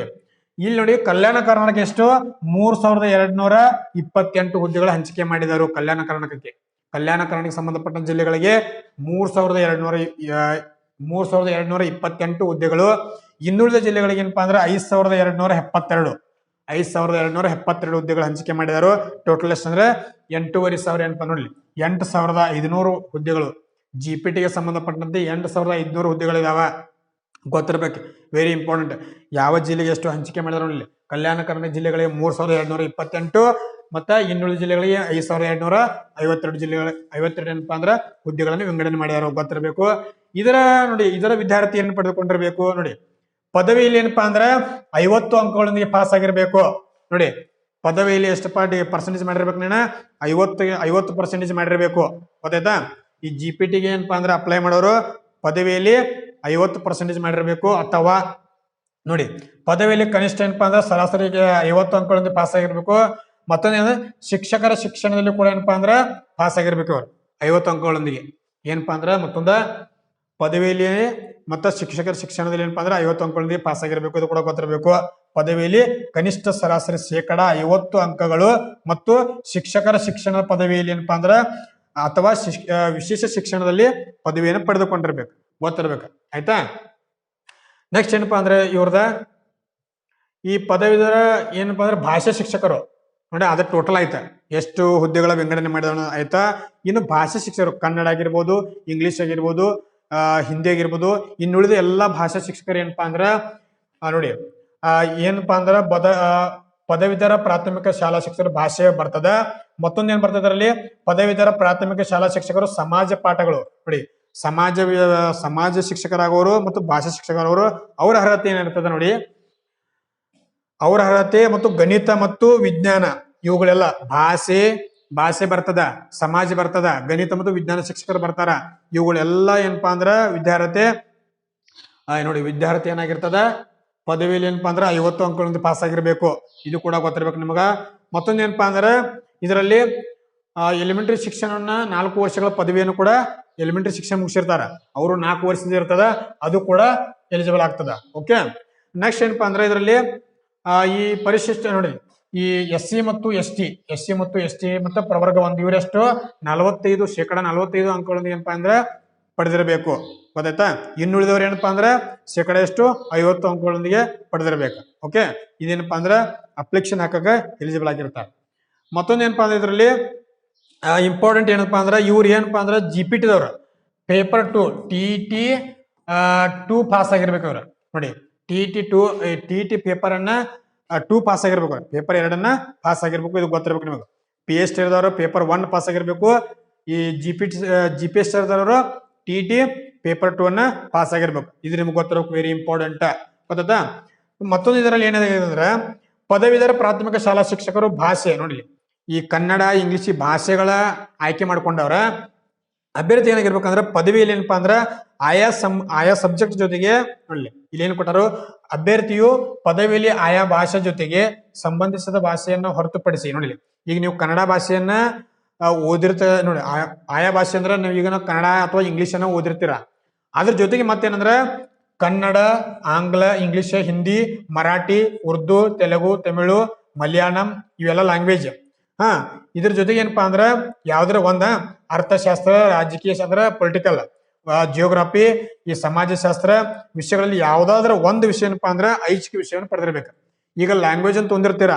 ಮತ್ತೊಂದು ಏನಪ್ಪಾ ಅಂದ್ರ ಅದರಲ್ಲಿ ಈ ಪೊಲಿಟಿಕಲ್ ಆಗಿರ್ಬೋದು, ಭೂಗೋಳ ಆಗಿರ್ಬೋದು, ಸಮಾಜ ಶಾಸ್ತ್ರ ಆಗಿರ್ಬೋದು, ಇತಿಹಾಸ ಆಗಿರ್ಬೋದು, ಒಂದು ಐಚ್ಛಿಕ ವಿಷಯ ಏನಪ್ಪಾ ಅಂದ್ರ ನೀವು ಅಭ್ಯಾಸ ಮಾಡಿರ್ಬೇಕು ಡಿಗ್ರಿಯಲ್ಲಿ. ಓಕೆ, ಲ್ಯಾಂಗ್ವೇಜ್ ಜೊತೆಗೆ ಒಂದು ಐಚ್ಛಿಕ ವಿಷಯನ ಇವುಗಳನ್ನ ಪಡೆದುಕೊಂಡಿರ್ಬೇಕು. ಯಾವ್ಯಾವ ಎಕನಾಮಿಕ್ಸ್ ಆಗಿರ್ಬೋದು, ಇತಿಹಾಸ ಆಗಿರ್ಬೋದು, ರಾಜಕೀಯ ಶಾಸ್ತ್ರ, ಭೂಗೋಳ ಶಾಸ್ತ್ರ, ಸಮಾಜ ಶಾಸ್ತ್ರ ಇವುಗಳು ಯಾವ್ದಾದ್ರು ಒಂದು ಪಡೆದುಕೊಂಡ್ರೆ ಈ GPTಗೆ ನೀವು ಅಪ್ಲೈ ಆಗಬಹುದು. ಓಕೆ, ಲ್ಯಾಂಗ್ವೇಜ್ ಜೊತೆಗೆ ಇವುಗಳಲ್ಲಿ ಯಾವ್ದಾದ್ರು ಒಂದನ್ನ ಪಡೆದುಕೊಂಡಿರ್ಬೇಕು. ಇಷ್ಟು ನಿಮಗೆ ಗೊತ್ತಿರಬೇಕು, ವೆರಿ ಇಂಪಾರ್ಟೆಂಟ್. ಗೊತ್ತಾಯ್ತಾ? ನೋಡಿ ಮತ್ತೊಂದು ಏನಪ್ಪಾ ಅಂದ್ರ ಈ ಸಂಬಂಧಿಸಿದ ಭಾಷೆ ಅಥವಾ ಇತರೆ ವಿಷಯಗಳಲ್ಲಿ ಕನಿಷ್ಠ ಎಷ್ಟ 50 ಅಂಕಗಳೊಂದಿಗೆ ಏನಪ್ಪಾ ಅಂದ್ರ ಅಂಕಗಳನ್ನ ಪಡೆದಿರಬೇಕು. ನೋಡಿಲಿ ಶೇಕಡ 50 ಅಂಕಗಳೊಂದಿಗೆ ನೀವು ಪಡೆದಿರಬೇಕು. ಭಾಷೆ ಅಥವಾ ಇನ್ನಿತರ ಭಾಷೆಗಳು, ಸಮಾಜ ಆಗಿರ್ಬೋದು, ಗಣಿತ, ವಿಜ್ಞಾನ ಇವೆಲ್ಲ ಏನಪ್ಪಾ ಅಂದ್ರ ಎಷ್ಟು ಭಾಷೆ ಅಥವಾ ಇತರೆ ವಿಷಯಗಳಲ್ಲಿ ಕನಿಷ್ಠ ಎಷ್ಟು 50 ಅಂಕಗಳೊಂದಿಗೆ ಪಡೆದಿರಬೇಕು. ವೆರಿ ಇಂಪಾರ್ಟೆಂಟ್, ನೆನ್ಪಿಟ್ಕೊಳ್ಬೇಕು ಇದನ್ನೆಲ್ಲ. ಓಕೆ, ಮತ್ತೇನಂದ್ರ ಈ B.Ed ದಲ್ಲಿ ಈ GPS ಏನಪ್ಪಾ ಅಂದ್ರ B.Ed ದವ್ರು ಏನಪ್ಪಾ ಅಂದ್ರ B.Ed ನಲ್ಲಿ ಆ ಭಾಷೆ ನೀವು ಏನು ಅಪ್ಲೈ ಮಾಡಿರ್ತಾರಲ್ಲ ಆ ಭಾಷೆಯನ್ನ ಬೋಧನಾ ವಿಧಾನವಾಗಿ ಬಳಸಿಕೊಂಡಿರ್ಬೇಕು ನೀವು B.Ed ನಲ್ಲಿ. ಓಕೆ, ನೀವು ಕನ್ನಡದಲ್ಲಿ ಆದ್ರೆ ಕನ್ನಡದಲ್ಲಿ ಆ ಬೋಧನಾ ವಿಧಾನವಾಗಿ B.Ed ನಲ್ಲಿ ಪಡೆದುಕೊಂಡಿರ್ಬೇಕು. ಇಲ್ಲ ಸಮಾಜ, ಗಣಿತ, ವಿಜ್ಞಾನ ಇವೆಲ್ಲವೂ ವಿಷಯಗಳಲ್ಲಿ ಏನಪ್ಪಾ ಅಂದ್ರೆ ನೀವು ಯಾವ್ದು ಅಪ್ಲೈ ಮಾಡಿರ್ತಿರಲ್ಲ ಅದನ್ನ B.Ed ನಲ್ಲಿ ಬೋಧನಾ ವಿಧಾನವನ್ನಾಗಿ ಅಳವಡಿಸಿಕೊಂಡಿರ್ಬೇಕು. ಇದು ವೆರಿ ಇಂಪಾರ್ಟೆಂಟ್, ನೆನಪಿಟ್ಕೊತಾ ಬರಬೇಕು. ಓಕೆ, ಮತ್ತೊಂದು ಏನಪ್ಪಾ ಅಂದ್ರೆ ಇದರಲ್ಲಿ ನೋಡಿ ಈ ಪದವೀಧರ ಪ್ರಾಥಮಿಕ ಶಾಲಾ ಶಿಕ್ಷಕ ಗಣಿತ ಮತ್ತು ವಿಜ್ಞಾನ ಇದಕ್ಕೆ ಹೇಳಿದಾಗ ಏನಪ್ಪಾ ಅಂದ್ರೆ ಗಣಿತ ಮತ್ತು ವಿಜ್ಞಾನ ಆಯಾ ಭಾಷೆಯಲ್ಲಿ ಏನಪ್ಪಾ ಅಂದ್ರೆ ನೀವು ಪದವಿಯಲ್ಲಿ ಏನಪ್ಪಾ ಅಂದ್ರೆ ವ್ಯಾಸಂಗ ಮಾಡಿರ್ಬೇಕ. ಅದ್ರ ಜೊತೆಗೆ ಏನಪ್ಪಾ ಅಂದ್ರೆ ಪದವಿಯಲ್ಲಿ ಗಣಿತ ವ್ಯಾಸಂಗ ಮಾಡಿದ್ದು ಕಡ್ಡಾಯವಾಗಿ ಭೌತಶಾಸ್ತ್ರವನ್ನ 3 ವರ್ಷಗಳ ಹಾಗೂ ರಸಾಯನಶಾಸ್ತ್ರ, ಗಣಕ ವಿಜ್ಞಾನ ಮತ್ತು ಎಲೆಕ್ಟ್ರಾನಿಕ್ಸ್ ಅಂತ ಬರ್ತದ, ಸಂಖ್ಯಾಶಾಸ್ತ್ರ ಅಂತ ಬರ್ತದ, ಭೂಗೋಳಶಾಸ್ತ್ರ, ಗ್ರಹ ವಿಜ್ಞಾನ ವಿಷಯಗಳಲ್ಲಿ ಯಾವ್ದಾದ್ರು 3 ನೋಡಿಲಿ ಯಾವ್ದಾದ್ರು ಒಂದು ವಿಷಯವನ್ನ ಪಡೆದುಕೊಂಡಿರ್ಬೇಕು. ನಾವು ಡಿಗ್ರಿಯಲ್ಲಿ ಏನಪ್ಪಾ ಅಂದ್ರೆ ನೀವು ಈ ಗಣಿತ ವಿಜ್ಞಾನ ಶಿಕ್ಷಕರಾಗೋರು ಯಾವ್ದಾದ್ರು ಒಂದನ್ನಪ್ಪ ಐಚ್ಛಿಕ ವಿಷಯವನ್ನಾಗಿ ಅಧ್ಯಯನ ಮಾಡಿರ್ಬೇಕು. ಗೊತ್ತಾಯ್ತಾ? ರಸಾಯನಶಾಸ್ತ್ರ ಆಗಿರ್ಬೋದು, ಈ ಗಣಕ ವಿಜ್ಞಾನ ಆಗಿರ್ಬೋದು, ಎಲೆಕ್ಟ್ರಾನಿಕ್ಸ್ ಆಗಿರ್ಬೋದು, ಭೂಗೋಳ ಆಗಿರ್ಬೋದು, ಸಂಖ್ಯಾಶಾಸ್ತ್ರ ಆಗಿರ್ಬೋದು, ವಿಜ್ಞಾನ ವಿಷಯಗಳಲ್ಲಿ ಒಂದು ವಿಷಯನ 3ನೇ ಐಚ್ಛಿಕ ವಿಷಯನಾಗಿ ಏನಪ್ಪಾ ಅಂದ್ರೆ ಪಡೆದುಕೊಂಡಿರ್ಬೇಕು. ಈ ಡಿಗ್ರಿ 3 ವರ್ಷ ಇರ್ತದಲ್ಲ ಅಭ್ಯಾಸ ಮಾಡಿರ್ಬೇಕು ಯಾವ್ದಾದ್ರು ಒಂದು. ಈ ರೀತಿ ನೀವು ರಸಾಯನಶಾಸ್ತ್ರ ಆಗಿರ್ಬೋದು, ಈ ಕೆಮಿಸ್ಟ್ರಿ, ಬಯಾಲಜಿ ಇವೆಲ್ಲವೂ ಏನಪ್ಪಾ ಅಂದ್ರೆ ಡಿಗ್ರಿಯಲ್ಲಿ ನೀವು ಅಭ್ಯಾಸ ಮಾಡಿರ್ಬೇಕು. ಗೊತ್ತಾಯ್ತಾ? ಯಾವ್ದಾದ್ರು ಒಂದನ್ನ ಅಭ್ಯಾಸ ಮಾಡಿರ್ಬೇಕು. ಈ ನೀವು ಯಾವ್ದೇ ಗಣಿತ ಅಪ್ಲೈ ಮಾಡ್ರಿ, ವಿಜ್ಞಾನ ಅಪ್ಲೈ ಮಾಡ್ರಿ, ಡಿಗ್ರಿಯಲ್ಲಿ ಈ ಐಚ್ಛಿಕ ವಿಷಯಗಳಂತ ಬರ್ತಾವ ಅವುಗಳನ್ನ ಅಭ್ಯಾಸ ಮಾಡಿರ್ಬೇಕು. ಓಕೆ, ಇದು ಡಿಗ್ರಿ ಇದೆ. ಮತ್ತೊಂದು ಏನಪ್ಪಾ ಅಂದ್ರೆ ನೋಡಿ ಈ ಗಣಿತ ವಿಷಯ ನೋಡಿ, ಈ ಗಣಿತ ವಿಷಯವನ್ನ ನೀವು ಮೊದಲನೇ 3 ಮತ್ತು 4ನೇ ಸೆಮಿಸ್ಟರ್ಗಳಲ್ಲಿ ಏನಪ್ಪಾ ಅಂದ್ರೆ ಅನ್ವಯಿಸುವಂತೆ ಗಣಿತ ವಿಷಯದಲ್ಲಿ ಇತರೆ ಸೆಮಿಸ್ಟರ್ಗಳಲ್ಲಿ ಅಭ್ಯಾಸ ಮಾಡಿರ್ಬೇಕು. ನೋಡಿ ಈ ಸೆಮಿಸ್ಟರ್ ಬರ್ತಾವ ಗಣಿತ ವಿಷಯನ ಸೆಮಿಸ್ಟರ್ ವೈಸ್ ಏನಪ್ಪಾ ಅಂದ್ರೆ ಅಭ್ಯಾಸ ಮಾಡಿರ್ಬೇಕು. ಇದು ನಿಮ್ಗೆ ಗೊತ್ತಿರ್ಬೇಕು. ಓಕೆ, ಡಿಗ್ರಿಯಲ್ಲಿ ಇದೆಲ್ಲವೂ ಡಿಗ್ರಿ. ಇವ್ರು ಏನಪ್ಪಾ ಅಂದ್ರೆ 50 ಅಂಕಗಳು ನೋಡಿ, ಪದವೀಧರಾಗಿದ್ದಲ್ಲಿ ಶೇಕಡ ಎಷ್ಟು ಅಂದ್ರೆ 50 ಸರಾಸರಿ ಅಂಕಗಳೊಂದಿಗೆ ಏನಪ್ಪಾ ಅಂದ್ರೆ ಪಾಸ್ ಆಗಿರ್ಬೇಕು ಡಿಗ್ರಿಯಲ್ಲಿ. ಗೊತ್ತಾಯ್ತಾ? ಕಡಿಮೆ ಇದ್ರೆ ಅಪ್ಲಿಕೇಶನ್ ತಗೊಳಂಗಿಲ್ಲ ಅದು. ಗೊತ್ತಾಯ್ತಾ? 50 ಅಂಕಗಳೊಂದಿಗೆ ನೀವು ಪಾಸ್ ಆಗಿರೋ ಡಿಗ್ರಿ, ಗಣಿತ ಆಗಿರ್ಬೋದು, ವಿಜ್ಞಾನ ಆಗಿರ್ಬೋದು, ನೀವು ಆರ್ಟ್ಸ್ ಅವ್ರ ಏನಪ್ಪಾ ಅಂದ್ರೆ ಲ್ಯಾಂಗ್ವೇಜ್ ಆಗಿರ್ಬೋದು, ಸಮಾಜ ಆಗಿರ್ಬೋದು. ಓಕೆ, 50 ಅಂಕಗಳೊಂದಿಗೆ ಪಾಸ್ ಆಗಿರ್ಬೇಕು. ಇದು ವೆರಿ ಇಂಪಾರ್ಟೆಂಟ್, ನೆನಪು ಗೊತ್ತಾ ಬರ್ಬೇಕು. ಓಕೆ, ಮತ್ತೊಂದು ಏನಪ್ಪಾ ಅಂದ್ರೆ ನೀವು ಏನಪ್ಪಾ ಅಂದ್ರೆ ಈ ಗಣಿತ ವಿಜ್ಞಾನ ಶಿಕ್ಷಕರು ಏನಂದ್ರೆ ಇನ್ಕ ಹೇಳಿದಾಗೆ B.Ed ನಲ್ಲಿ ಆಯಾ ವಿಷಯದ ಬೋಧನಾ ವಿಧಾನದಲ್ಲಿ B.Ed ನಲ್ಲಿ ಓದಿರ್ಬೇಕು, ನೀವು ಅಭ್ಯಾಸ ಮಾಡಿರ್ಬೇಕು. ಗೊತ್ತಾಯ್ತಾ? B.Ed ನಲ್ಲಿ 2 ವಿಷಯ ಬರ್ತಾವ, ಅವುಗಳಲ್ಲಿ ಏನಪ್ಪಾ ಅಂದ್ರೆ ಗಣಿತ ವಿಜ್ಞಾನ ಬೋಧನಾ ವಿಧಾನವಾಗಿ ಅಭ್ಯಾಸ ಮಾಡಿರ್ಬೇಕು. ಓಕೆ, ಇದು ಇಂಪಾರ್ಟೆಂಟ್ ನೋಡಿ. ನೆಕ್ಸ್ಟ್ ಏನಪ್ಪಾ ಅಂದ್ರೆ ಇದರಲ್ಲಿ ನೋಡಿ ಈ ಜೀವಶಾಸ್ತ್ರ ಹುದ್ದೆ ಅಂತ ಬರ್ತದೆ ನೋಡಿ. ಈ ಎಕ್ಸ್ಟ್ರಾ ಏನಪ್ಪಾ ಜೀವಶಾಸ್ತ್ರ ಹುದ್ದೆ ಬರ್ತದೆ. ಈ ಹುದ್ದೆಗಳ ವಿಜ್ಞಾನ ಮತ್ತು ಗಣಿತ ವಿಷಯಕ್ಕೆ ಒಂದಕ್ಕಿಂತ ಹೆಚ್ಚಿನ ಸಂಖ್ಯೆಯಲ್ಲಿ ವಿದ್ಯಾರ್ಥಿ ನೋಡಿ ಈ ಜೀವಶಾಸ್ತ್ರ ಶಿಕ್ಷಕರಂತ ಬರ್ತಾರೆ. ಗೊತ್ತಾಯ್ತು? ಇದು ಏನಾಗಿರ್ಬೇಕು, ಶಿಕ್ಷಕರ ಅನುಪಾತ ಸಾರ ಹುದ್ದೆ ಇರುವ ಶಾಲೆಯಲ್ಲಿ ಮಾತ್ರ ಇರ್ತದ ನೋಡಿ. ಇದು ಎಲ್ಲಿ ಇರಂಗಿಲ್ಲ ನೋಡಿ, ಅಲ್ಲಿ ಅಷ್ಟೇ ನೋಡಿ ಅನುಪಾತದ ನೋಡಿ. ಈ ವಿಜ್ಞಾನ ಮತ್ತು ಗಣಿತ ಶಿಕ್ಷಕರ ಅನುಪಾತದ ಆಧಾರದ ಮೇಲೆ ಈ ಜೀವಶಾಸ್ತ್ರ ಶಿಕ್ಷಕರನ್ನ ಆಯ್ಕೆ ಮಾಡ್ಕೊಳ್ತಾರೆ. ಇವ್ರೇನಪ್ಪಾ ಅಂದ್ರೆ ಈ 2 ಹುದ್ದೆಗಳನ್ನ ಜೀವಶಾಸ್ತ್ರ ಹುದ್ದೆಯನ್ನಾಗಿ ಆಯ್ಕೆ ಮಾಡ್ಕೊಳ್ತಾರೋ. ಇವ್ರೇನಪ್ಪಾ ಅಂದ್ರೆ ರಸಾಯನಶಾಸ್ತ್ರ ಕಡ್ಡಾಯವಾಗಿ 3 ವರ್ಷಗಳ ವ್ಯಾಸಂಗ ಮಾಡಿರ್ಬೇಕು ಇವ್ರು ನೋಡಿ. ಇವ್ರೇನಪ್ಪಾ ಅಂದ್ರೆ ರಸಾಯನಶಾಸ್ತ್ರವನ್ನ 3 ವರ್ಷಗಳವರೆಗೆ ಅಧ್ಯಯನ ಮಾಡಿರ್ಬೇಕು. ಇದು ಅದ್ರ ಜೊತೆಗೆ ಏನಪ್ಪಾ ಅಂದ್ರೆ ಸಸ್ಯಶಾಸ್ತ್ರ, ಪ್ರಾಣಿಶಾಸ್ತ್ರ, ರೇಷ್ಮೆಗಾರಿಕೆ, ಪರಿಸರ ಶಾಸ್ತ್ರ, ಆನುವಂಶಿಕ ವಿಜ್ಞಾನ, ಸೂಕ್ಷ್ಮ ವಿಜ್ಞಾನಗಳ ಶಾಸ್ತ್ರ, ಗಣಿತ ವಿಷಯಗಳಲ್ಲಿ ಯಾವ್ದಾದ್ರು 2, ಇದರೊಳಗೆ ಯಾವ್ದಾದ್ರು 2 ಕಡ್ಡಾಯವಾಗಿ ಡಿಗ್ರಿಲಿ ನೀವು ಪಡೆದುಕೊಂಡಿರ್ಬೇಕು, ಅಭ್ಯಾಸ ಮಾಡಿರ್ಬೇಕು. ಅದಾದ ಜೀವಶಾಸ್ತ್ರ ಶಿಕ್ಷಕರು ಅದಾದ ಡಿಗ್ರಿಯಲ್ಲಿ ಏನಪ್ಪಾ ಅಂದ್ರೆ ಆ ಜೀವಶಾಸ್ತ್ರ ಜೊತೆಗೆ ಇವು ಎಲ್ಲವುಗಳಲ್ಲಿ ಯಾವ್ದಾದ್ರು 2 ವಿಷಯವನ್ನ ಡಿಗ್ರಿಯಲ್ಲಿ ಓದಿರ್ಬೇಕು ನೀವು. ಇಷ್ಟು ನಿಮ್ಗೆ ಗೊತ್ತಿರ್ಬೇಕು, ವೆರಿ ಇಂಪಾರ್ಟೆಂಟ್. ಓದಿ ಏನಪ್ಪಾ ಅಂದ್ರೆ 50 ಅಂಕಗಳೊಂದಿಗೆ ಪಾಸ್ ಆಗಿರ್ಬೇಕು, ಅದು ಇಂಪಾರ್ಟೆಂಟ್. ಗೊತ್ತಾಯ್ತಾ ನೋಡಿ. ಇದರಲ್ಲಿ ಈ ಸಮಾಜ, ಈ ಸೋಷಿಯಲ್ ಸೈನ್ಸ್ ಟೀಚರ್ ಅಂತ ಬರ್ತಾರೆ. ಈಗ ನೀವು ಸೋಷಿಯಲ್ ಸೈನ್ಸ್ ಟೀಚರ್ ಆಗೋದ್ರಿಂದ ಇದರ ವಿದ್ಯಾರ್ಥಿ ಏನಪ್ಪಾ ಅಂದ್ರೆ ನೋಡಿ ಇದು ಗೊತ್ತಿರ್ಬೇಕಾ. ಈ ಪದವಿಯಲ್ಲಿ ಕಳೆದ ವಿಷಯಗಳ 2 ವಿಷಯಗಳನ್ನ ಐಚ್ಛಿಕ ವಿಷಯನಾಗಿ ಅಭ್ಯಾಸ ಮಾಡಿರ್ಬೇಕು. ನೀವು ಡಿಗ್ರಿಯಲ್ಲಿ 2 ವಿಷಯಗಳನ್ನ ಐಚ್ಛಿಕ ವಿಷಯಗಳನ್ನಾಗಿ ಅಧ್ಯಯನ ಮಾಡಿರ್ಬೇಕು ನೋಡಿ.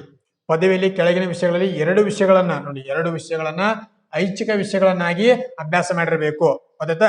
ಯಾವ್ಯಾವ ಅಂದ್ರೆ ಇತಿಹಾಸ, ಅರ್ಥಶಾಸ್ತ್ರ, ಭೂಗೋಳಶಾಸ್ತ್ರ, ಇದು ಪೊಲಿಟಿಕಲ್ ಅಂತ ಬರ್ತದ, ಸಮಾಜಶಾಸ್ತ್ರ. ಇವುಗಳಲ್ಲಿ 2 ವಿಷಯನ್ನ ಡಿಗ್ರಿಯಲ್ಲಿ ಪಡೆದುಕೊಂಡಿರ್ಬೇಕು. ಗೊತ್ತಾಯ್ತಾ ನೋಡಿ. ಈ ಸಮಾಜಶಾಸ್ತ್ರ ಶಿಕ್ಷಕರು, ಸಮಾಜ ವಿಜ್ಞಾನ ಶಿಕ್ಷಕರಾಗೋರು ಪದವಿಯಲ್ಲಿ ಏನಪ್ಪಾ ಅಂದ್ರೆ ಇವು ಯಾವುದ್ರೆ ಇವುಗಳಲ್ಲಿ ಏನಪ್ಪಾ ಅಂದ್ರೆ 2 ಏನಪ್ಪಾ ಅಂದ್ರೆ ವಿಷಯಗಳನ್ನ ಐಚ್ಛಿಕ ವಿಷಯನಾಗಿ ಅಭ್ಯಾಸ ಮಾಡಿರ್ಬೇಕು. ಇದು ವೆರಿ ಇಂಪಾರ್ಟೆಂಟ್, ನೆನಪು ಗೊತ್ತಾ ಬರ್ಬೇಕು. ಅಥವಾ ಏನಪ್ಪಾ ಅಂದ್ರೆ ಮತ್ತೊಂದು ಏನಪ್ಪಾ ಅಂದ್ರೆ ಇದರಲ್ಲಿ ಈ ಸಮಾಜ ಪಾಠಗಳ ಸಮೂಹದ ಇತಿಹಾಸ ನೋಡಿ, ಇತಿಹಾಸ ಅಥವಾ ಕೊಟ್ಟಾರ, ಅರ್ಥಶಾಸ್ತ್ರ, ಭೂಗೋಳಶಾಸ್ತ್ರ ಮತ್ತು ರಾಜಕೀಯ ಶಾಸ್ತ್ರ, ಸಮಾಜಶಾಸ್ತ್ರ, ಇವುಗಳ ಪೈಕಿ ಒಂದನ್ನ ಅಭ್ಯಾಸ ಮಾಡಿರ್ಬೇಕು ನೋಡಿ. 2 ಅಭ್ಯಾಸ ಮಾಡಿರ್ವಿ ಅಪ್ಲೈ ಆಗ್ತೀರಾ, ಒಂದನ್ನ ಅಭ್ಯಾಸ ಮಾಡಿರ್ಬೇಕು. ಅದ್ರ ಜೊತೆಗೆ ಮತ್ತೊಂದು ಏನಪ್ಪಾ ಅಂದ್ರೆ ಲ್ಯಾಂಗ್ವೇಜ್ ಕೂಡ ಕಲ್ತಿರ್ಬೇಕು ನೀವು ನೋಡಿ. ಭಾಷಾ ಸಮೂಹದ ಕನ್ನಡ, ಇಂಗ್ಲಿಷ್, ಆಂಗ್ಲ, ಹಿಂದಿ, ಮರಾಠಿ, ಉರ್ದು, ತಮಿಳು, ಮಲಯಾಳಂ, ಕೊಂಕಣಿ, ಸಂಸ್ಕೃತ ಭಾಷೆಗಳ 1 ವಿಷಯ ಪಡೆದಿರ್ಬೇಕು ನೋಡಿ. ಈಗ ನೀವು ಈಗ ಪೊಲಿಟಿಕಲ್ ಆಗಿರ್ಬೋದು, ಸೋಷಿಯಲ್ ಆಗಿರ್ಬೋದು, ಭೂಗೋಳ ಆಗಿರ್ಬೋದು, ಎಕನಾಮಿಕ್ಸ್ ಆಗಿರ್ಬೋದು, ಜಿಯೋಗ್ರಫಿ ಆಗಿರ್ಬೋದು, ಇವುಗಳನ್ನ ನೀವು ಐಚ್ಛಿಕ ವಿಷಯನ ಅಭ್ಯಾಸ ಮಾಡಿದಿರ. 1 ಅಭ್ಯಾಸ ಮಾಡಿದ್ರೆ ಅದ್ರ ಜೊತೆಗೆ ಲ್ಯಾಂಗ್ವೇಜ್ ಒಂದು ಇರಬೇಕು. ಗೊತ್ತಾಯ್ತಾ? ಇಲ್ಲ ಲ್ಯಾಂಗ್ವೇಜ್ ಒಂದು ಅಭ್ಯಾಸ ಮಾಡಿದ್ರೆ ಅದ್ರ ಜೊತೆಗೆ 2 ಇರ್ಬೇಕು. ಗೊತ್ತಾಯ್ತಾ ನೋಡಿ. ಇಲ್ಲಿ 1 ಅಭ್ಯಾಸ ಮಾಡಿದಿರ, ಅದ್ರ ಜೊತೆಗೆ ಲ್ಯಾಂಗ್ವೇಜ್ ಇರ್ಬೇಕು. ಅಥವಾ ಇದು 2 ಇಲ್ಲ ಆದ್ರೆ ಇಲ್ಲಿ 1 ಬರ್ಬೇಕು, 1 ಪಡೆದುಕೊಂಡಿರ್ಬೇಕು. 1 ಇಲ್ಲ ಅದ್ರ ಜೊತೆಗೆ 1 ಯಾವ್ದಾರ ಅಭ್ಯಾಸ ಮಾಡಿರಂದ್ರೆ ಲ್ಯಾಂಗ್ವೇಜ್ ಅಭ್ಯಾಸ ಮಾಡಿರ್ಬೇಕು ಅದ್ರ ಜೊತೆಗೆ. ಒಂದು ಡಿಗ್ರಿಯಲ್ಲೇ ಇವೆಲ್ಲವೂ ಏನಪ್ಪಾ ಅಂದ್ರೆ 50 ಅಂಕಗಳೊಂದಿಗೆ ಪಾಸ್ ಆಗಿರ್ಬೇಕು. ಗೊತ್ತಾಯ್ತಾ? 1 ಲ್ಯಾಂಗ್ವೇಜ್ ಇತ್ತು, ಅದರಲ್ಲಿ 2 ಡಿಗ್ರಿಯಲ್ಲಿ 2 ತೊಂದಿರ್ಬೇಕ. ಇವುಗಳು ಯಾವ್ದಾದ್ರು 2 ಅಭ್ಯಾಸ ಮಾಡಿದ್ರೆ ಕೂಡ ಬರ್ತದೆ. ಇಲ್ಲ 1 ಅಭ್ಯಾಸ ಮಾಡಿರಂದ್ರ ಲ್ಯಾಂಗ್ವೇಜ್ ಒಂದು ಅಭ್ಯಾಸ ಮಾಡಿರ್ಬೇಕು ಡಿಗ್ರಿಯಲ್ಲಿ. ಓಕೆ, ಕ್ಲಿಯರಾ?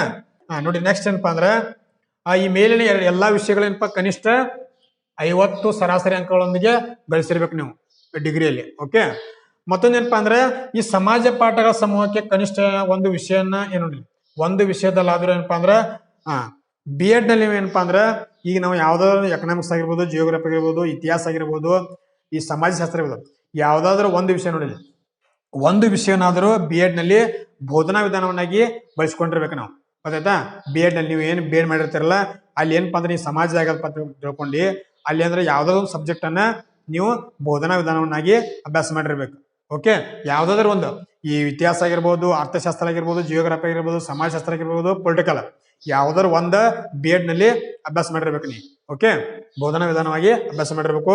ಇವರೆಲ್ಲರೂ ಏನಪ್ಪಾ ಅಂದ್ರೆ SC ST ಮತ್ತು ಪ್ರವರ್ಗ ಹೊಂದಿರೋರಿಗೆ ಎಷ್ಟಂದ್ರೆ 45 ಅಂಕಗಳೊಂದಿಗೆ ಪಾಸ್ ಆಗಿರ್ಬೇಕು. ಇವರು 45% ಮೂಲಕ ಪಾಸ್ ಆಗಿರ್ಬೇಕು. ಇನ್ನುಳಿದವರಿಗೆ 50 ಅಂಕಗಳ 50% ಅನ್ನ ಪಡೆದುಕೊಂಡಿರ್ಬೇಕು. ಇಷ್ಟು ನಿಮ್ಗೆ ಗೊತ್ತಿರ್ಬೇಕು, ವೆರಿ ಇಂಪಾರ್ಟೆಂಟ್ ಇದೆ. ಓಕೆ ನೋಡಿ, ಇನ್ನ ನೆಕ್ಸ್ಟ್ ಏನಪ್ಪಾ ಅಂದ್ರೆ ಇದರಲ್ಲಿ ಇವ್ರ ಏನಪ್ಪಾ ಅಂದ್ರೆ ಇದಿಷ್ಟು ಮಾಹಿತಿ ನಿಮ್ಗೆ ಗೊತ್ತಿರ್ಬೇಕು. ಓಕೆ ಇರ್ಲದಷ್ಟು. ನೋಡಿ, ಇನ್ನ ಮತ್ತೊಂದು ಏನಪ್ಪಾ ಅಂದ್ರೆ ಈ ಕಂಪ್ಯೂಟರ್ ಅಂತ ಇದೆ ನೋಡಿ, ಗಣಕ ವಿಜ್ಞಾನ ಶಿಕ್ಷಕರು. ಈ ಕಂಪ್ಯೂಟರ್ ಈ ಸಲ ಏನಪ್ಪಾ ಅಂದ್ರೆ ಕಂಪ್ಯೂಟರ್ ಶಿಕ್ಷಕರು ಅಂತ ತಿಳ್ಕೊಳ್ಳೋದಾರ. ಏನಪ್ಪಾ ಅಂದ್ರೆ ಕಂಪ್ಯೂಟರ್ ಶಿಕ್ಷಕರು 1 ರಿಂದ 8ನೇ ತರಗತಿವರೆಗೆ ನೋಡಿ, 1 ರಿಂದ 8ನೇ ತರಗತಿವರೆಗೆ ಕಂಪ್ಯೂಟರ್ ಶಿಕ್ಷಕರಂತ ತುಂಬಿಕೊಳ್ತಾ ಇದ್ದಾರೆ. ಅವರ ವೇತನ ನೋಡ್ರಿ 44,425ರಿಂದ 83,700ರವರೆಗೆ ವೇತನವನ್ನ ಮಾಡಿದಾರು ನೋಡಿ. ಇವ್ರ ಏನಪ್ಪಾ ಕಲ್ಯಾಣ ಕರ್ನಾಟಕಕ್ಕೆ ಎಷ್ಟ 300, ಇನ್ನುಳಿದ ಜಿಲ್ಲೆಗಳಿಗೆ 200 ನೋಡಿ. ಕಲ್ಯಾಣ ಕರ್ನಾಟಕಕ್ಕೆ 300 ಶಿಕ್ಷಕರನ್ನ ಆಯ್ಕೆ ಹುದ್ದೆಯನ್ನು ಕೊಟ್ಟಿದ್ದಾರೆ. ಇನ್ನ ಕಲ್ಯಾಣ ಕರ್ನಾಟಕೇತರಿಗೆ 200, ಟೋಟಲ್ ಎಷ್ಟ 500 ಹುದ್ದೆಗಳದಾವು. ಎಷ್ಟು ಕಂಪ್ಯೂಟರ್ ಶಿಕ್ಷಕರು 500 ಹುದ್ದೆಗಳದಾವು. ಡಿವೈಡ್ 300, 200, 500. ಓಕೆ ಗೊತ್ತಿರ್ಬೇಕು. ಇವ್ರು ಏನೇನು ಮುಗಿಸಿರ್ಬೇಕು? ಬ್ಯಾಚುಲರ್ ಆಫ್ ಸೈನ್ಸ್ ನೋಡಿ, ಈ BSc ಮುಗಿಸಿರ್ಬೇಕು ಇವ್ರ. ಅದ್ರ ಜೊತೆಗೆ ಕಂಪ್ಯೂಟರ್ ನೋಡ್ಲಿ, ಕಂಪ್ಯೂಟರ್ ಸೈನ್ಸ್, ಬ್ಯಾಚುಲರ್ ಸೈನ್ಸ್ ಒಳಗ ಕಂಪ್ಯೂಟರ್ ಸೈನ್ಸ್ ಅಥವಾ ಬ್ಯಾಚುಲರ್ ಆಫ್ ಕಂಪ್ಯೂಟರ್ ಅಪ್ಲಿಕೇಶನ್ ನೋಡಿ. ಇವ್ರು ನೋಡ್ಲಿ BSc ಅಲ್ಲಿ ಕಂಪ್ಯೂಟರ್ ಸೈನ್ಸ್ ಮುಗಿಸಿರ್ಬೇಕು ಅಥವಾ ಬ್ಯಾಚುಲರ್ ಆಫ್ ಇನ್ಫಾರ್ಮೇಷನ್ ಟೆಕ್ನಾಲಜಿ ಅಥವಾ bachelor of science computer application ನೋಡಿ. ಇವು ಎರಡು ಏನಪ್ಪಾ ಅಂದ್ರೆ ಡಿಗ್ರಿಯನ್ನು ಪಡೆದುಕೊಂಡಿರ್ಬೇಕು ಇವರು. ಯಾವುದು? ಬ್ಯಾಚುಲರ್ ಆಫ್ ಸೈನ್ಸ್ ನಲ್ಲಿ ಕಂಪ್ಯೂಟರ್ ಅಪ್ಲಿಕೇಶನ್ ಅನ್ನ ಪಡೆದುಕೊಂಡಿರಬೇಕು, ಗೊತ್ತಿರ್ಬೇಕು ನಿಮಗೆ. ಆಯ್ತಾ? ಮತ್ತೊಂದು ಅಂದ್ರೆ ಬ್ಯಾಚುಲರ್ ಆಫ್ ಇಂಜಿನಿಯರಿಂಗ್ ಅಥವಾ bachelor of technology in computer science ನೋಡಿ, ಅಥವಾ ಕೊಟ್ಟಿದ್ದಾರೆ. ಯಾವ್ದಾದ್ರು ಒಂದು ಮುಗಿಸಿರ್ಬೇಕು ಇದರಲ್ಲಿ. ಓಕೆ, ಯಾವ್ದಾದ್ರು ಒಂದು ಮುಗಿಸಿರ್ಬೇಕು. 50% ಅಂಕಗಳೊಂದಿಗೆ ಪಾಸ್ ಆಗಿರ್ಬೇಕು ನೋಡಿ. 50% ಅನ್ನ ಪಡೆದುಕೊಂಡಿರ್ಬೇಕು. ಓಕೆ, ಇದಿಷ್ಟು ವಿದ್ಯಾರ್ಥಿ 50 ಅಂಕಗಳನ್ನು ಪಡೆದಿರಬೇಕು. ಮತ್ತೊಂದು ಏನಪ್ಪಾ ಅಂದ್ರೆ ಅರ್ಹತೆ ಇದೆ ಇದಕ್ಕ. ಕನ್ನಡ ಭಾಷೆಯನ್ನ SLC ಏನಪ್ಪಾ ಅಂದ್ರ ಪ್ರಥಮ ಅಥವಾ ದ್ವಿತೀಯ ಭಾಷೆಯನ್ನ ಅಭ್ಯಾಸ ಮಾಡಿರ್ಬೇಕು ನೋಡಿ. ಕಂಪ್ಯೂಟರ್ ಶಿಕ್ಷಕರು ಏನಪ್ಪಾ ಅಂದ್ರ ಲ್ಯಾಂಗ್ವೇಜ್ ಅನ್ನು ನೋಡಿ, ಈ ಕನ್ನಡ ಭಾಷೆಯನ್ನ ಪ್ರಥಮ ಭಾಷೆ ಅಥವಾ ದ್ವಿತೀಯ ಭಾಷೆಯನ್ನಾಗಿ SLC ಅಲ್ಲಿ ಅಭ್ಯಾಸ ಮಾಡಿರ್ಬೇಕು ನೋಡಿ. ನೆನ್ಪಿಡ್ಕೋದ ಬ್ರೋ, ವೆರಿ ಇಂಪಾರ್ಟೆಂಟ್. ಗೊತ್ತಾಯ್ತಾ? ಕನ್ನಡ ಭಾಷೆಯನ್ನ SLC ಅಲ್ಲಿ ಪ್ರಥಮ ಭಾಷೆ ಅಥವಾ ದ್ವಿತೀಯ ಭಾಷೆಯನ್ನ ಅಭ್ಯಾಸ ಮಾಡಿರ್ಬೇಕು. ಇದು ನಿಮ್ಗೆ ಗೊತ್ತಿರ್ಬೇಕು. ಮತ್ತೊಂದು ಏನಪ್ಪಾ ಅಂದ್ರೆ ಇವರಿಗೆ ನೋಡಿ, ಮತ್ತೊಂದೇನಿದೆ, ಶಾಲಾ ಶಿಕ್ಷಣ ಇಲಾಖೆಯ ಗಣಕ ನೋಡಿ, ಗಣಕ ವಿಜ್ಞಾನ ಶಿಕ್ಷಕರಾಗಿ ನೇಮಕಾತಿ ಹೊಂದಿದ್ದಲ್ಲಿ ರಾಷ್ಟ್ರೀಯ ಶಿಕ್ಷಕರ ಶಿಕ್ಷಣ ಪರಿಷತ್ NCTE ನೋಡಿ, NCTE ನಿಂದ ಮಾನ್ಯತೆ ಪಡೆದ 5 ವರ್ಷದ ಒಳಗಾಗಿ ಶಿಕ್ಷಣದಲ್ಲಿ B.Ed ಅನ್ನ ಅರ್ಹತೆ ಗಳಿಸಿಕೊಳ್ಳತಕ್ಕದ್ದು ನೋಡಿಲಿ. ಇವರ ನೋಡಿಲಿ ಇದೇನಪ್ಪಾ ಅಂದ್ರೆ 5 ವರ್ಷದ ಒಳಗಾಗಿ ಶಿಕ್ಷಕರ ಅರ್ಹತಾ ಪರೀಕ್ಷೆನ ಪೂರ್ಣಗೊಳಿಸಬೇಕು ನೋಡಿ. ಮತ್ತೊಂದೇನಪ್ಪಾ ಅಂದ್ರೆ ಇವರಿಗೆ ಈ NCTE ನಡೆಸುವಂತಹ ಮಾನ್ಯತೆ ಪಡೆದಿರ್ಬೇಕು ನೋಡಿ. NCTE ಇಂದ ಮಾನ್ಯತೆ ಪಡೆದ ರಾಷ್ಟ್ರೀಯ ಶಿಕ್ಷಕರ ಪರಿಷತ್ NCTE ನಿಂದ ಮಾನ್ಯತೆ ಪಡೆದ ಸಂಸ್ಥೆಯಿಂದ 5 ವರ್ಷದ ಒಳಗಾಗಿ ಏನಪ್ಪಾ ಅಂದ್ರೆ B.Ed ಮುಗಿಸಿರ್ಬೇಕು. ಅವರು BSc ದವರು ಕಂಪ್ಯೂಟರ್ ಶಿಕ್ಷಕರ 5 ವರ್ಷದ ಒಳಗಾಗಿ B.Ed ಅನ್ನು ಮುಗಿಸಿರ್ಬೇಕು. ಮತ್ತ ಏನಪ್ಪಾ ಅಂದ್ರೆ ಶಿಕ್ಷಕರ ಅರ್ಹತಾ ಪರೀಕ್ಷೆಯನ್ನ ಕೂಡ ಪಾಸ್ ಆಗಿರ್ಬೇಕು ಅವರು. ಗೊತ್ತಾಯ್ತಾ? ಇವ್ರನಿಗೆ ಆಯ್ಕೆ ಮಾಡ್ಕೋತಾರ, ಬಟ್ 5 ವರ್ಷದೊಳಗಾಗಿ B.Ed ಅನ್ನ ಅರ್ಹತೆ ಪಡೆದುಕೊಂಡಿರ್ಬೇಕು ಮತ್ತು ಶಿಕ್ಷಕರ ಅರ್ಹತಾ ಪರೀಕ್ಷೆ ಕೂಡ ಏನಪ್ಪಾ ಅಂದ್ರೆ ಪಾಸ್ ಆಗಿರ್ಬೇಕು. ಇದು ನಿಮಗೂ ಗೊತ್ತಿರ್ಬೇಕು. ಓಕೆ, ಸಹ ಶಿಕ್ಷಕರಂತ ಬರ್ತಾರೋ ಇವರಿಗೆ ವೇತನ 54,175ರಿಂದ 99,400ರವರೆಗೆ ವೇತನವನ್ನು ನಿಗದಿಪಡಿಸಿದರು ನೋಡಿ. ಇಲ್ಲಿ ಯಾರ್ಯಾರು ಬರ್ತಾರ ನೋಡ್ರಿ, ಇವ್ರು ಹಂಚಿಕೆ ಹೆಂಗ್ ಮಾಡಿದಾರೆ? HSTR, ಇದು HSTR ಗೊತ್ತಾಯ್ತಾ? HSTR ಅಂತ ಬರ್ತದ. ಇಲ್ಲಿ ಕಲ್ಯಾಣ ಕರ್ನಾಟಕ ಎಷ್ಟು 2,214 ಹುದ್ದೆಗಳು ಹಂಚಿಕೆ ಮಾಡಿದಾರು. ಕಲ್ಯಾಣ ಕರ್ನಾಟಕೇತರ ಎಷ್ಟು 2,286. ಟೋಟಲ್ 4,500 ಹುದ್ದೆಗಳ ವಿಂಗಡಣೆ ಮಾಡಿದಾರು, ಗೊತ್ತಿರಬೇಕು ನೋಡಿ. ಕಲ್ಯಾಣ ಕರ್ನಾಟಕ ಎಷ್ಟು, ಕಲ್ಯಾಣ ಕರ್ನಾಟಕೇತರ ಎಷ್ಟು, HK ನಾನ್ HK ಎಷ್ಟು ಅಂತ ವಿಂಗಡಣೆ ಮಾಡಿದಾರೆ, ಗೊತ್ತಿರಬೇಕು. ಟೋಟಲ್ ಎಷ್ಟು 4,500. ಓಕೆ, ಇವ್ರಿಗೆ ಏನೇನು ವಿದ್ಯಾರ್ಥಿ ಇರಬೇಕು ನೋಡಿ. ವಿದ್ಯಾರ್ಥಿ ಏನೇನಿರ್ಬೇಕು? ಕನಿಷ್ಠ ವಿದ್ಯಾರ್ಥಿ ಏನೇನಿರ್ಬೇಕು ನೋಡಿ. ಇಲ್ಲಿ ಏನಪ್ಪಾ ಅಂದ್ರ ಕನ್ನಡ ಮತ್ತು ಆಂಗ್ಲ ಭಾಷೆ ಮಾಧ್ಯಮ ಶಿಕ್ಷಕರು ಏನಪ್ಪಾ ಅರ್ಹತೆ ಹೊಂದಿರಬೇಕಂದ್ರ ಕಲಾ ವಿಷಯದಲ್ಲಿ ಪದವಿಲಿ ಏನಪ್ಪಾ ಅಂದ್ರೆ 2 ವಿಷಯಗಳನ್ನ ಐಚ್ಛಿಕ ವಿಷಯನಾಗಿ ಪಡೆದುಕೊಂಡಿರಬೇಕು ನೋಡಿ.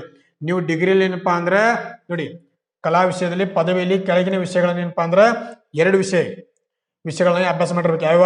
ಇತಿಹಾಸ, ಅರ್ಥಶಾಸ್ತ್ರ, ರಾಜಕೀಯ ಶಾಸ್ತ್ರ, ಭೂಗೋಳ ಶಾಸ್ತ್ರ, ಸಮಾಜಶಾಸ್ತ್ರ ಮತ್ತು ನೋಡಿ ಏನಪ್ಪಾ ನೋಡಿ, ಮತ್ತೊಂದು ಹೇಳ್ತಾನೆ. ಡಿಗ್ರಿಲಿ ಏನ್ ಮಾಡಿರ್ಬೇಕಂದ್ರ ಈ ಕನ್ನಡ ಶಿಕ್ಷಕರಾಗೋರು ಅಥವಾ ಇಂಗ್ಲಿಷ್ ಶಿಕ್ಷಕರಾಗೋರು ಈ ಇವ್ರ ಡಿಗ್ರಿಯಲ್ಲಿ ಏನ್ ಮಾಡ್ಬೇಕಂದ್ರೆ ಇವು ಯಾವ್ದಾದ್ರು ಎರಡು ವಿಷಯದಲ್ಲಿ ಐಚ್ಛಿಕ ವಿಷಯನಾಗಿ ಅಭ್ಯಾಸ ಮಾಡಿರ್ಬೇಕು. ಕನ್ನಡ ಜೊತೆಗೆ ಯಾವ್ದಾದ್ರು ಎರಡು ವಿಷಯ ಅಥವಾ ಇಂಗ್ಲಿಷ್ ಜೊತೆಗೆ ಯಾವ್ದಾದ್ರು ಎರಡು ವಿಷಯನ ಅಧ್ಯಯನ ಮಾಡಿರ್ಬೇಕು. ತಿಳಿತಾ? ನೆಕ್ಸ್ಟ್ ಏನಪ್ಪಾ ಅಂದ್ರೆ ಇದರಲ್ಲಿ ಇವ್ರು ಏನಪ್ಪಾ ಅಂದ್ರೆ ಶಿಕ್ಷಕರ ಶಿಕ್ಷಣದ ಪದವಿಯನ್ನ ಪಡೆದಿರ್ಬೇಕು ನೋಡಿ. ಏನಪ್ಪಾ ಅಂದ್ರೆ ಬಿ ಎಡ್ ಅಥವಾ BSc ನೋಡಿ ಯಾವ್ದಾದ್ರು ಏನಪ್ಪಾ ಅಂದ್ರೆ ಬಿ ಎಡ್ ಅಥವಾ ಏನಪ್ಪಾ ಅಂದ್ರೆ B.Ed ಪದವಿಯನ್ನ ಪಡೆದುಕೊಂಡಿರ್ಬೇಕು. ಏನು B.Ed ಪದವಿಯನ್ನು ಪಡೆದುಕೊಂಡಿರಬೇಕು ನೋಡಿ. B.Ed ಶಿಕ್ಷಕರ ಶಿಕ್ಷಣದಲ್ಲಿ ಪದವಿಯನ್ನ ಹೊಂದಿರಬೇಕು. ಗೊತ್ತಾಯ್ತಾ? ಮತ್ತೊಂದು ಏನಪ್ಪಾ ಅಂದ್ರೆ ಇದರಲ್ಲಿ ಸಹಶಿಕ್ಷಕರು ಜೀವಶಾಸ್ತ್ರ ಅಂತ ಬರ್ತಾರ ನೋಡಿ. ಈ ಜೀವಶಾಸ್ತ್ರ ಅಂತ ಬರ್ತಾರ. ಇವರು ಕನ್ನಡ ಮತ್ತು ಆಂಗ್ಲ ಭಾಷಾ ಮಾಧ್ಯಮದಲ್ಲಿ ಏನಪ್ಪಾ ಅಂದ್ರ ನೋಡಿ ಸಹಶಿಕ್ಷಕರು ಜೀವಶಾಸ್ತ್ರಕ್ಕೆ ಆಯ್ಕೆ ಆಗೋರು ಏನಪ್ಪಾ ಅಂದ್ರ ವಿಜ್ಞಾನ ವಿಷಯದ ಪದವಿಯಲ್ಲಿ ಕೆಳಗಿನ ಎರಡು ವಿಷಯಗಳನ್ನ ಆಯ್ಕೆ ಮಾಡಿಕೊಂಡಿರ್ಬೇಕು ಡಿಗ್ರಿಯಲ್ಲಿ. ಈ ಜೀವಶಾಸ್ತ್ರ ಶಿಕ್ಷಕರಾಗುವವರು ನೋಡಿ ಯಾವ್ಯಾವ ಅಂದ್ರೆ ರಸಾಯನಶಾಸ್ತ್ರ, ಸಸ್ಯಶಾಸ್ತ್ರ, ಪ್ರಾಣಿಶಾಸ್ತ್ರ, ರಸಾಯನಶಾಸ್ತ್ರ ನೋಡಿ.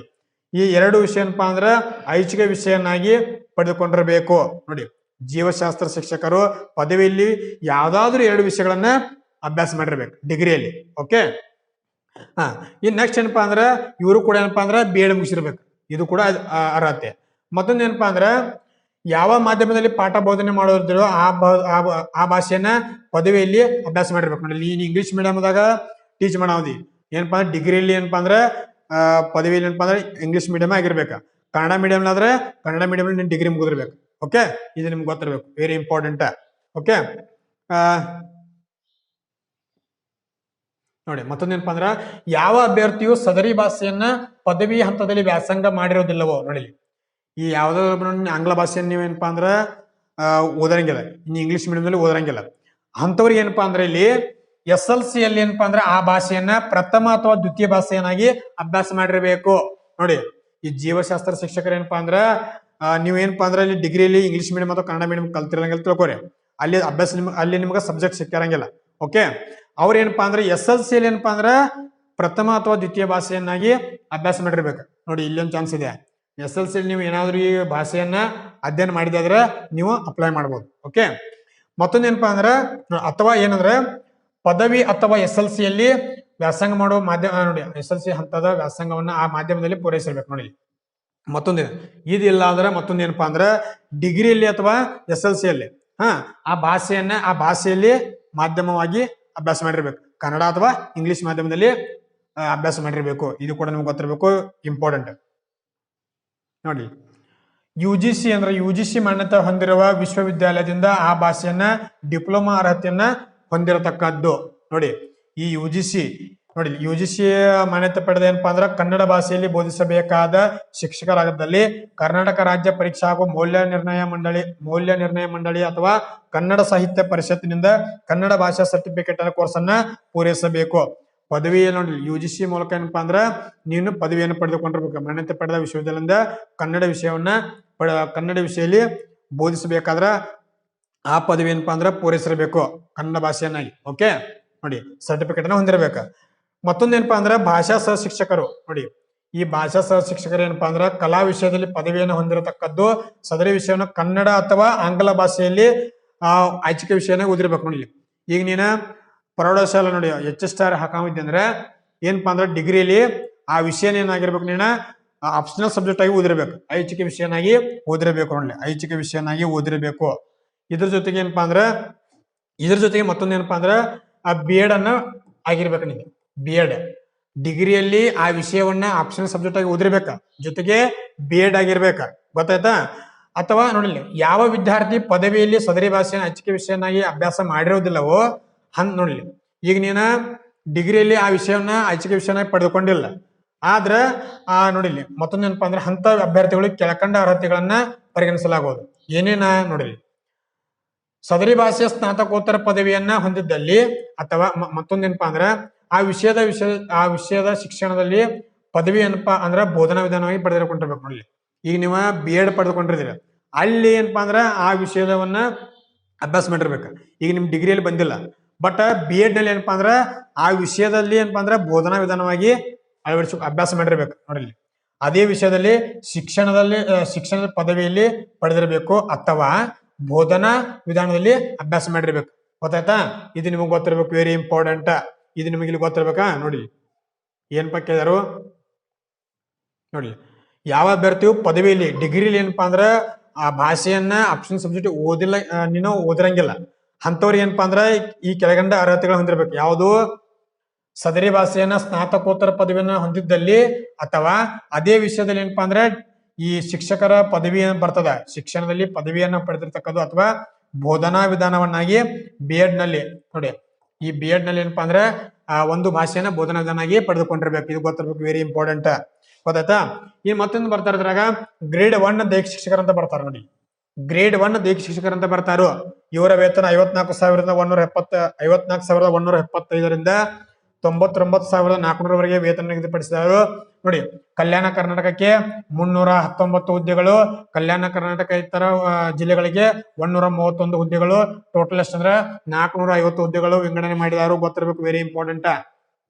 ನೋಡಿ, ಇವ್ರು ಏನ ವಿದ್ಯಾರ್ಥಿ ಪಡೆದುಕೊಂಡಿರ್ಬೇಕು, ದೈಹಿಕ ಶಿಕ್ಷಣವನ್ನ ಐಚ್ಛಿಕ ವಿಷಯನಾಗಿ ಆಯ್ಕೆ ಮಾಡಿಕೊಂಡಿರುವ ಪದವಿ ವಿದ್ಯಾರ್ಥಿಗಳಲ್ಲಿ 50% ಏನಪ್ಪಾ ಅಂದ್ರೆ ಅಂಕಗಳನ್ನು ಪಡೆದಿರಬೇಕು.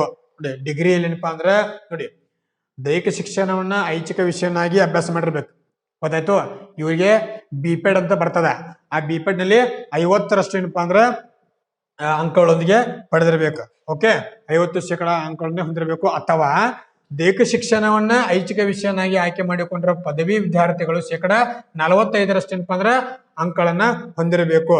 Association of Indian university of Indian Olympics association ನಿಂದ ಮಾನ್ಯತೆ ಪಡೆದ ಕ್ರೀಡೆಗಳು ಅಥವಾ ಆಟಗಳು ಅಥವಾ ಅಥ್ಲೆಟಿಕ್ಸ್ ವಿಭಾಗದಲ್ಲಿ ಅಥವಾ ರಾಷ್ಟ್ರ ಮಟ್ಟದ ಅಥವಾ ರಾಜ್ಯ ಮಟ್ಟದ ಯಾವುದೇ ಒಂದು ವಿಶ್ವವಿದ್ಯಾಲಯದಿಂದ ಸ್ಪರ್ಧೆ ಪಾಲ್ಗೊಂಡಿರ್ಬೇಕು. ಯಾವುದೇ ಕ್ರೀಡೆಯಲ್ಲಿ ಪಾಲ್ಗೊಂಡಿರ್ಬೇಕು, ರಾಷ್ಟ್ರ ಮಟ್ಟದ ಅಥವಾ ರಾಜ್ಯ ಮಟ್ಟದ ಯಾವುದೋ ಒಂದು ಕ್ರೀಡೆಯಲ್ಲಿ ಭಾಗವಹಿಸಿದಿಂದ ಅಂತ ಸರ್ಟಿಫಿಕೇಟ್ ನೀನು ಪಡೆದುಕೊಂಡಿರ್ಬೇಕು. ಮತ್ತೆ ಡಿಗ್ರಿಲಿ ಕೂಡ ಏನಪ್ಪಾ 45 50 ಅಂಕಗಳೊಂದಿಗೆ ಏನಪ್ಪಾ ಅಂದ್ರೆ ಪಾಸ್ ಆಗಿರ್ಬೇಕು. ಓಕೆ, ಇದು ನಿಮ್ಗೆ ಗೊತ್ತ ನೋಡಿ, 45 ಅಂಕಗಳೊಂದಿಗೆ ಪಾಸ್ ಆಗಿರ್ಬೇಕು. ಓಕೆ, ಇದು ಗೊತ್ತಿರ್ಬೇಕು. 45 ಅಂಕಗಳೊಂದು ಪಾಸ್ ಆಗಿದ್ದಂದ್ರೆ ಯಾವ್ದಾದ್ರು ಒಂದು ಸರ್ಟಿಫಿಕೇಟ್ ಇರಬೇಕು. ರಾಜ್ಯ ಅಥವಾ ರಾಷ್ಟ್ರೀಯ ಮಟ್ಟದ ಕ್ರೀಡೆಗಳಲ್ಲಿ 45% ಇರ್ಬೇಕ. ಇಲ್ಲ ಯಾವುದೋ ಕ್ರೀಡೆಯಲ್ಲಿ ನೀವು ಭಾಗವಹಿಸಿಲ್ಲ ಅಂದ್ರೆ 50 ಅಂಕಗಳೊಂದಿಗೆ ಪಾಸ್ ಆಗಿರ್ಬೇಕು. ಓಕೆ, ಇದು ನಿಮ್ಗೆ ಗೊತ್ತಿರ್ಬೇಕು. 45 ಅಂದ್ರೆ ಇವು ಸರ್ಟಿಫಿಕೇಟ್ ಬೇಕು ನಿಮಗೆ. ಅಥವಾ ಮತ್ತೊಂದು ಏನಪ್ಪಾ ಅಂದ್ರೆ ನೋಡಿ, ಅಥವಾ ಏನಂದ್ರೆ ಮತ್ತೊಂದ ಈ ನಿಯೋಜಿತ ಸೇವಾ ನಿರತ ಅಭ್ಯರ್ಥಿಯಾಗಿದ್ದಲ್ಲಿ ತರಬೇತಿ ಹೊಂದಿದ ದೈಹಿಕ ಶಿಕ್ಷಕರನ್ನು ಈ ತರಬೇತಿ ಪಡೆದಿಪ್ಪ ತರಬೇತಿ ಆಗಿರ್ತದ, ಅಲ್ಲಿ ಏನಪ್ಪಾ ಅಂದ್ರೆ 45 ಅಂಕಗಳನ್ನು ಪಾಸ್ ಆಗಿರ್ಬೇಕು. ಮತ್ತೊಂದು ರಾಷ್ಟ್ರೀಯ ಶಿಕ್ಷಕರ ಶಿಕ್ಷಣ ಪರಿಷತ್ ಅಂತ ಬರ್ತದ. 2009 ನಿಯಮ ಪ್ರಕಾರ ಈ ಬೋಧನಾ ಅನುಭವ ಏನಪ್ಪಾ ಹೊಂದಿರಬೇಕು.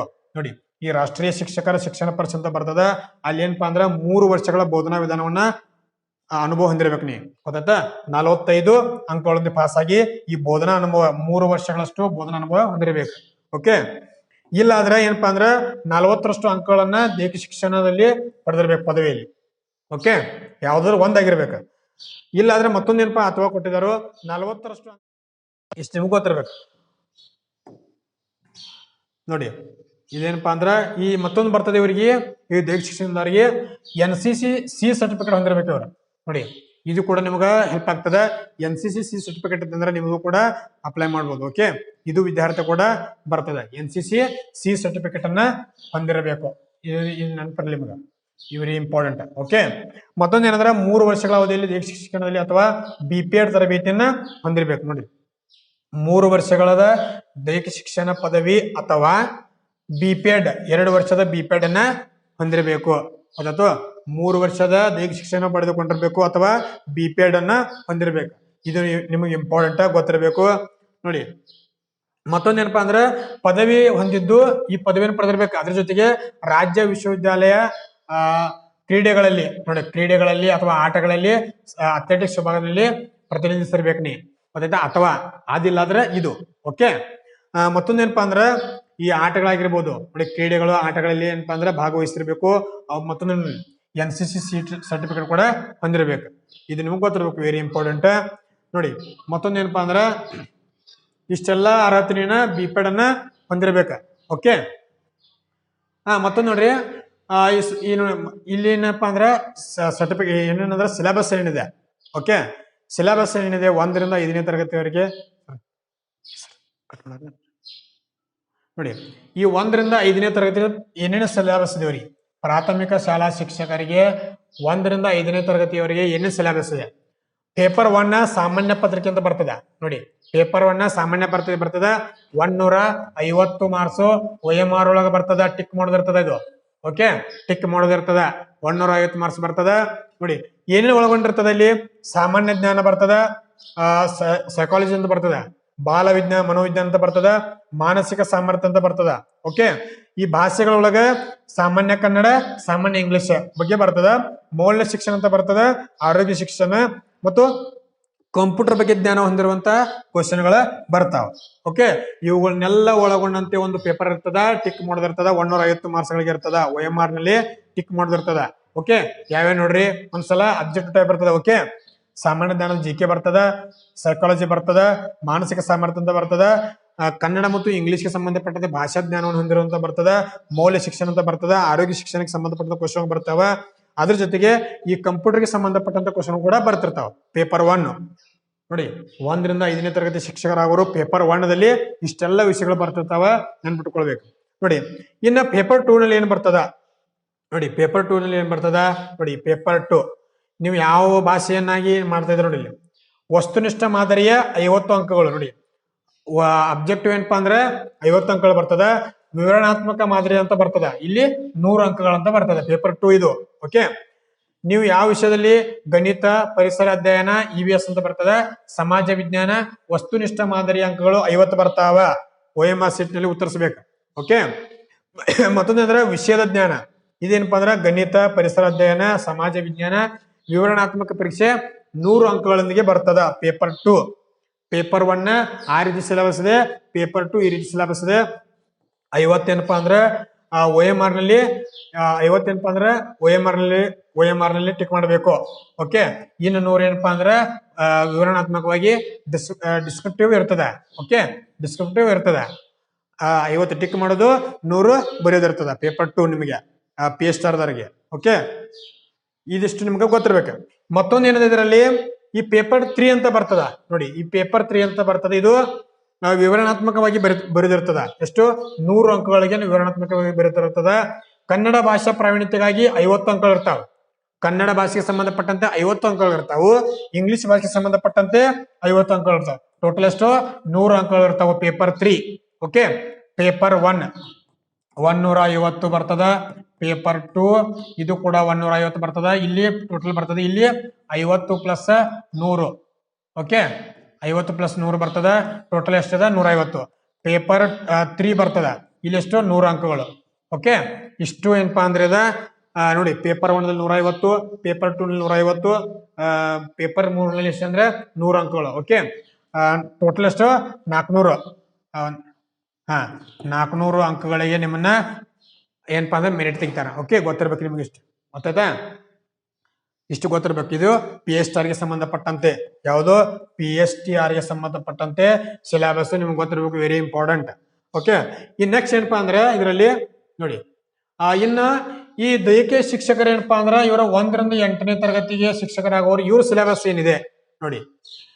ನೋಡಿ, OMR ಸೀಟ್ ನಲ್ಲಿ ಏನಪ್ಪಾ ಅಂದ್ರೆ 150 ಅಂಕಗಳೊಂದಿಗೆ ಏನಪ್ಪಾ ಅಂದ್ರೆ OMR ಸೀಟ್ ನಲ್ಲಿ ಏನಪ್ಪಾ ಟಿಕ್ ಮಾಡೋದಾಗಿರ್ತದೆ. ಓಕೆ, ಟಿಕ್ ಮಾಡೋದಾಗಿರ್ತದ. ಇಲ್ಲಿ ಏನು ಸಿಲೆಬಸ್ ಆಗಿರ್ತದೆ? 1ನೇ ಪೇಪರ್ 1 ನಲ್ಲಿ ಸಾಮಾನ್ಯ ಜ್ಞಾನ, ಈ ಸೈಕಾಲಜಿ ಅಂತ ಬರ್ತದ, ಬಾಲ ಮನೋವಿಜ್ಞಾನ ಅಂತ ಬರ್ತದ, ಮಾನಸಿಕ ಸಾಮರ್ಥ್ಯ ಮೆಂಟಲಿಟಿ ಬರ್ತದ. ಈ ಭಾಷೆಗೆ ಸಂಬಂಧಪಟ್ಟಂತೆ ಕನ್ನಡ ಮತ್ತು ಇಂಗ್ಲಿಷ್ ಭಾಷೆಗೆ ಸಂಬಂಧಪಟ್ಟಂತೆ ಬರ್ತದ. ಮೌಲ್ಯ ಶಿಕ್ಷಣ, ಆರೋಗ್ಯ ಶಿಕ್ಷಣ ಮತ್ತು ಕಂಪ್ಯೂಟರ್ಗೆ ಸಂಬಂಧಪಟ್ಟಂತೆ ಕ್ವಶನ್ಗಳು ಬರ್ತಾವ. ಇದು ಪೇಪರ್ 1 150 ಮಾರ್ಕ್ಸ್ಗೆ ಸಂಬಂಧಪಟ್ಟಂತೆ ಸಿಲೆಬಸ್ ಇದು. ಓಕೆ, ಇದು 1 ರಿಂದ 8ನೇ ತರಗತಿ ಶಿಕ್ಷಕರವರು ದೈಹಿಕ ಶಿಕ್ಷಕರವರು. ಓಕೆ, ಇದು ಪೇಪರ್ 1. ಇನ್ನೇನಪ್ಪಾ ಅಂದ್ರೆ ಪೇಪರ್ 2 ನಲ್ಲಿ ಏನಿರ್ತದ? ಪೇಪರ್ 2 ನಲ್ಲಿ ಏನಿರ್ತದ ನೋಡಿ, 50 ಅಂಕಗಳು ಟಿಕ್ ಮಾಡೋದಾಗಿರ್ತದ. ಅಬ್ಜೆಕ್ಟಿವ್ ಟೈಪ್ ಇರ್ತದ. ಇನ್ನು 100 ಅಂಕಗಳು ಏನಪ್ಪಾ ಅಂದ್ರೆ ಬರೆಯೋದಿರ್ತದ. ಓಕೆ, ವಿವರಣಾತ್ಮಕವಾಗಿ ಬರೆಯೋದಿರ್ತದ. ಟೋಟಲ್ ಎಷ್ಟು? 150. ಓಕೆ, 50 ಪ್ಲಸ್ 100 ಟೋಟಲ್ ಎಷ್ಟ? 150 ಮಾರ್ಕ್ಸ್ ಇರ್ತದ. ಇಲ್ಲಿ ಏನಂತಂದ್ರೆ ವಿಷಯದ ದೈಹಿಕ ಶಿಕ್ಷಣ ವಸ್ತುನಿಷ್ಠ ಮಾದರಿ ಪ್ರಶ್ನೆಗಳು ಎಷ್ಟ? 50 ಬರ್ತದ. ಮತ್ತೆ ಏನಿರ್ತದಂದ್ರ 100 ಏನಂದ್ರ ದೈಹಿಕ ಶಿಕ್ಷಣಕ್ಕೆ ಸಂಬಂಧಪಟ್ಟಂತೆ ಬರೆಯೋದಿರ್ತದ. ವಿವರಣಾತ್ಮಕವಾಗಿ 100 ಅಂಕಗಳೊಂದಿಗೆ ಬರೆಯೋದಿರ್ತದ. ಗೊತ್ತಾಯ್ತಾ? 50 ಟಿಕ್ ಮಾಡೋದಿರ್ತದ. ಇನ್ನು 100 ದೈಹಿಕ ಶಿಕ್ಷಣಕ್ಕೆ ಸಂಬಂಧಪಟ್ಟಂತೆ ಬರೆಯೋದಿರ್ತದ. ಟೋಟಲ್ ಎಷ್ಟು? 150. ಅದು 150. Paper 1 150, paper 2 150. ಓಕೆ, ಇದು ನಿಮ್ಗೆ ಗೊತ್ತಿರ್ಬೇಕು. ಮತ್ತೊಂದೇನಪ್ಪಾ ಅಂದ್ರೆ ಇವರಿಗೆ ಮತ್ತೊಂದು 3ನೇ ಪೇಪರ್ ಅಂತ ಬರ್ತದ. ಪತ್ರಿಕೆ 3 ಅಂತ ಬರ್ತದ, ಭಾಷಾ ಪ್ರಾವೀಣ್ಯತೆ ಅಂತ ಬರ್ತದ. ಇಲ್ಲಿ ವಿವರಣಾತ್ಮಕವಾಗಿ ಬರೆದಿರ್ತದ 100 ಮಾರ್ಕ್ಸಿಗೆ. ಓಕೆ, 100 ಮಾರ್ಕ್ಸಿಗೆ ಬರೆದಿರ್ತದ. ಇದು ಕೂಡ ಗೊತ್ತಿರ್ಬೇಕು. ಇಲ್ಲಿ ಕನ್ನಡ ಭಾಷೆಗೆ ಸಂಬಂಧಪಟ್ಟಂತ 50 ಕ್ವಶನ್ಗಳು, ಇಂಗ್ಲಿಷ್ ಭಾಷೆಗೆ ಸಂಬಂಧಪಟ್ಟಂತೆ 50 ಕ್ವಶನ್ಗಳು. ಟೋಟಲ್ ಎಷ್ಟದು 100 ಕ್ವಶನ್, 100 ಮಾರ್ಕ್ಸ್ ಆಯ್ತು. ಓಕೆ, ಪೇಪರ್ 1 100 ಮಾರ್ಕ್ಸ್, ಪೇಪರ್ 2 150, ಇದು 150, ಇದು 100. Total ಎಷ್ಟಂದ್ರೆ 400 marks. ಓಕೆ, ಇದು ಕೂಡ 400 ಮಾರ್ಕ್ಸ್. ಯಾರು ದೈಹಿಕ ಶಿಕ್ಷಣ 1 ರಿಂದ 8, ಟೋಟಲ್ ಎಷ್ಟು 400 ಮಾರ್ಕ್ಸ್. ಓಕೆ, ಇದು ನಿಮ್ಗೆ ಗೊತ್ತಿರ್ಬೇಕು, ವೆರಿ ಇಂಪಾರ್ಟೆಂಟ್. ನೋಡಿ ನೆಕ್ಸ್ಟ್ ಏನಪ್ಪಾ ಅಂದ್ರೆ ಈ ಪದವೀಧರ, ನೋಡಿ ಈ ಪದವೀಧರ ಪ್ರಾಥಮಿಕ ಶಾಲಾ ಶಿಕ್ಷಕರು GPT ಅಂತ ಬರ್ತದ. ನೋಡಿ GPT ಅಂತ ಬರ್ತದ. 6 ರಿಂದ 8ನೇ ತರಗತಿಗೆ ಸಂಬಂಧಪಟ್ಟಂತೆ ಸಿಲೆಬಸ್ ಏನಿದೆ. ಓಕೆ, ಈ ಪೇಪರ್ 1 ಏನೇನು ಬರ್ತದ ನೋಡಿ, ವೆರಿ ಇಂಪಾರ್ಟೆಂಟ್. 150 ಅಂಕಗಳು OMR ಸೀಟ್ ನಲ್ಲಿ ಉತ್ತರಿಸಬೇಕು ನೀವು. ನೋಡಿ 150 ಅಂಕಗಳೊಂದಿಗೆ OMR ಸೀಟ್ ನಲ್ಲಿ ಉತ್ತರಿಸಬೇಕು. ಅಲ್ಲಿ ಏನು ಸಿಲೆಬಸ್ ಬರ್ತದ, ಕನ್ನಡ ಬಗ್ಗೆ ಸಾಮಾನ್ಯ ಕನ್ನಡ, ಸಾಮಾನ್ಯ ಇಂಗ್ಲಿಷ್ ಬರ್ತದ, ಸಾಮಾನ್ಯ ಜ್ಞಾನ GK ಸಂಬಂಧಪಟ್ಟಂತೆ, ಇಂಗ್ಲಿಷ್ಗೆ ಸಂಬಂಧಪಟ್ಟಂತೆ ಮತ್ತು ಕನ್ನಡಕ್ಕೆ ಸಂಬಂಧಪಟ್ಟಂತೆ ಕ್ವಶನ್ ಬರ್ತಿರ್ತಾವ. ಮತ್ತು ಕರೆಂಟ್ ಅಫೇರ್ಸ್ ಬರ್ತದ. ನೋಡಿ ಪ್ರಚಲಿತ ವಿದ್ಯಮಾನ ಕರೆಂಟ್ ಅಫೇರ್ಸ್ ಬರ್ತದ. ಮತ್ತೊಂದೇನದ ಶೈಕ್ಷಣಿಕ ಮನೋವಿಜ್ಞಾನ ಮತ್ತು ಮಾನವ ಅಭಿವೃದ್ಧಿ, ಈ ಸೈಕಾಲಜಿಗೆ ಸಂಬಂಧಪಟ್ಟಂತೆ ಕ್ವಶನ್ ಕೂಡ ಬರ್ತಿರ್ತಾವ. ಮತ್ತ ಈ ಮೌಲ್ಯ ಶಿಕ್ಷಣ ಮತ್ತು ಆರೋಗ್ಯ ಶಿಕ್ಷಣ ಸಂಬಂಧಪಟ್ಟಂತೆ ಕೂಡ ಕ್ವಶನ್ ಬರ್ತಾವ. ಅದ್ರ ಜೊತೆಗೆ ಈ ಕಂಪ್ಯೂಟರ್ಗೆ ಸಂಬಂಧಪಟ್ಟಂತೆ ಕೂಡ ಕ್ವಶನ್ ಬರ್ತದೆ. ಇವೆಲ್ಲವೂ ಒಟ್ಟುಗೂಡಿ ಏನಪ್ಪಾ ಅಂದ್ರೆ 150 OMR ಸೀಟ್ ನಲ್ಲಿ ಏನಪ್ಪಾ ಅಂದ್ರೆ ಟಿಕ್ ಮಾಡ್ದಾಗಿರ್ತದ. ಗೊತ್ತಾಯ್ತಾ? 1ನೇ ಪೇಪರ್ ಅದ. 1ನೇ ಪೇಪರ್ 150 ಅಂಕಗಳೊಂದಿಗೆ OMR ಸೀಟ್ ನಲ್ಲಿ ಉತ್ತರಿಸಬೇಕು. ಇವೆಲ್ಲವೂ ಸಿಲೆಬಸ್ ನೋಡಿದ್ವಿ. ಕನ್ನಡ, ಇಂಗ್ಲಿಷ್, GK ಬರ್ತದ, ಕರೆಂಟ್ ಅಫೇರ್ಸ್ ಬರ್ತದ, ಸೈಕಾಲಜಿ ಇರ್ತದ, ಮೌಲ್ಯ ಶಿಕ್ಷಣ ಮತ್ತು ಆರೋಗ್ಯ ಶಿಕ್ಷಣ ಸಂಬಂಧಪಟ್ಟಂತ ಕ್ವಶನ್ ಕೂಡ ಬರ್ತಿರ್ತಾವ, ಕಂಪ್ಯೂಟರ್ ಸಂಬಂಧಪಟ್ಟಂತ ಕ್ವಶನ್ ಬರ್ತಿರ್ತಾವ. ಓಕೆ, ಇದು ಪೇಪರ್ 1 ಇದು. ಇನ್ನು ಪೇಪರ್ 2 ನೋಡಿ, ಈ ಪೇಪರ್ 2 ನಲ್ಲಿ ಏನ್ ಬರ್ತದ ಇದು ಕೂಡ ಗೊತ್ತಿರ್ಬೇಕು ನಿಮಗೆ. ಓಕೆ, ಈ ಪೇಪರ್ 2 ನಲ್ಲಿ ಏನ್ ಬರ್ತದಂದ್ರ 50 ಅಂಕಗಳು ಏನಂದ್ರ ಟಿಕ್ ಮಾಡೋದಾಗಿರ್ತದ, 100 ಅಂಕಗಳೊಂದಿಗೆ ಬರೆಯೋದಿರ್ತದೆ. ಇದು ವಿವರಣಾತ್ಮಕವಾಗಿ ಬರೆಯೋದಿರ್ತದ. ಓಕೆ, ನೋಡಿ 50 ಅಂಕಗಳು ಟಿಕ್ ಮಾಡೋದಾಗಿರ್ತದ, 100 ಅಂಕಗಳು ವಿವರಣಾತ್ಮಕ ಬರೆಯೋದಿರ್ತದೆ. ಟೋಟಲ್ ಎಷ್ಟು 150 ಅಂಕಗಳೊಂದಿಗೆ ಇದು ಏನಪ್ಪ ಆಗಿರ್ತಂದ್ರ ಪೇಪರ್ 2 ಆಗಿರ್ತದ. ಇದರಲ್ಲಿ ಏನ್ ಡಿವೈಡ್ ಆಗಿದೆ ಭಾಷೆಗಳ ಬಗ್ಗೆ, ಇದರಲ್ಲಿ ಡಿವೈಡ್ ಏನಾಗಿದ್ರೆ GPT ಭಾಷಾ ಶಿಕ್ಷಕರಂತ ಬರ್ತಾರೆ ಇಂಗ್ಲಿಷ್. ನೋಡಿ ಈ ಇಂಗ್ಲಿಷ್ ಭಾಷಾ ಶಿಕ್ಷಕರಂತ ಬರ್ತಾರ. ಇವ್ರು ಏನಪ್ಪಾ ಅಂದ್ರೆ 50 ವಿಷಯ ಜ್ಞಾನ ಇಂಗ್ಲಿಷ್ ಬಗ್ಗೆ ಸಂಬಂಧಪಟ್ಟಂತೆ ವಸ್ತುನಿಷ್ಠ ಮಾದರಿ ಎಷ್ಟಂದ್ರೆ 50 ಅಂಕಗಳು ಬರ್ತದ. ಈ ಇಂಗ್ಲಿಷ್ಗೆ ಸಂಬಂಧಪಟ್ಟಂತೆ 50 ಟಿಕ್ ಮಾಡೋದಿರ್ತದ. ಈ ಇಂಗ್ಲಿಷ್ ಶಿಕ್ಷಕರಾಗೋರ, ಇಂಗ್ಲಿಷ್ ಶಿಕ್ಷಕರಾಗೋರು 150 ಬರ್ತದ. ಅವರಿಗೆ 150 ಇರ್ತದ. ಇದರಲ್ಲಿ 50 ಏನಪ್ಪಾ ಅಂದ್ರೆ ಟಿಕ್ ಮಾಡೋದಿರ್ತದ, ಇನ್ನು 100 ಏನಪ್ಪಾ ಅಂದ್ರೆ ಬರೆಯೋದಿರ್ತದ. ಇದು ಇಂಗ್ಲಿಷ್ ಭಾಷಾ ಶಿಕ್ಷಕರಿಗೆ ಸಂಬಂಧಪಟ್ಟದ್ದು. ಓಕೆ, ಇನ್ನು ಇದರಲ್ಲಿ ಮತ್ತೊಂದು ಏನ್ ಬರ್ತದ ಅಂದ್ರೆ GPT ಗಣಿತ ಮತ್ತು ವಿಜ್ಞಾನ ಶಿಕ್ಷಕರಂತ ಬರ್ತಾರ. ನೋಡಿ ಗಣಿತ ಮತ್ತು ವಿಜ್ಞಾನ ಶಿಕ್ಷಕರಂತ ಬರ್ತಾರ.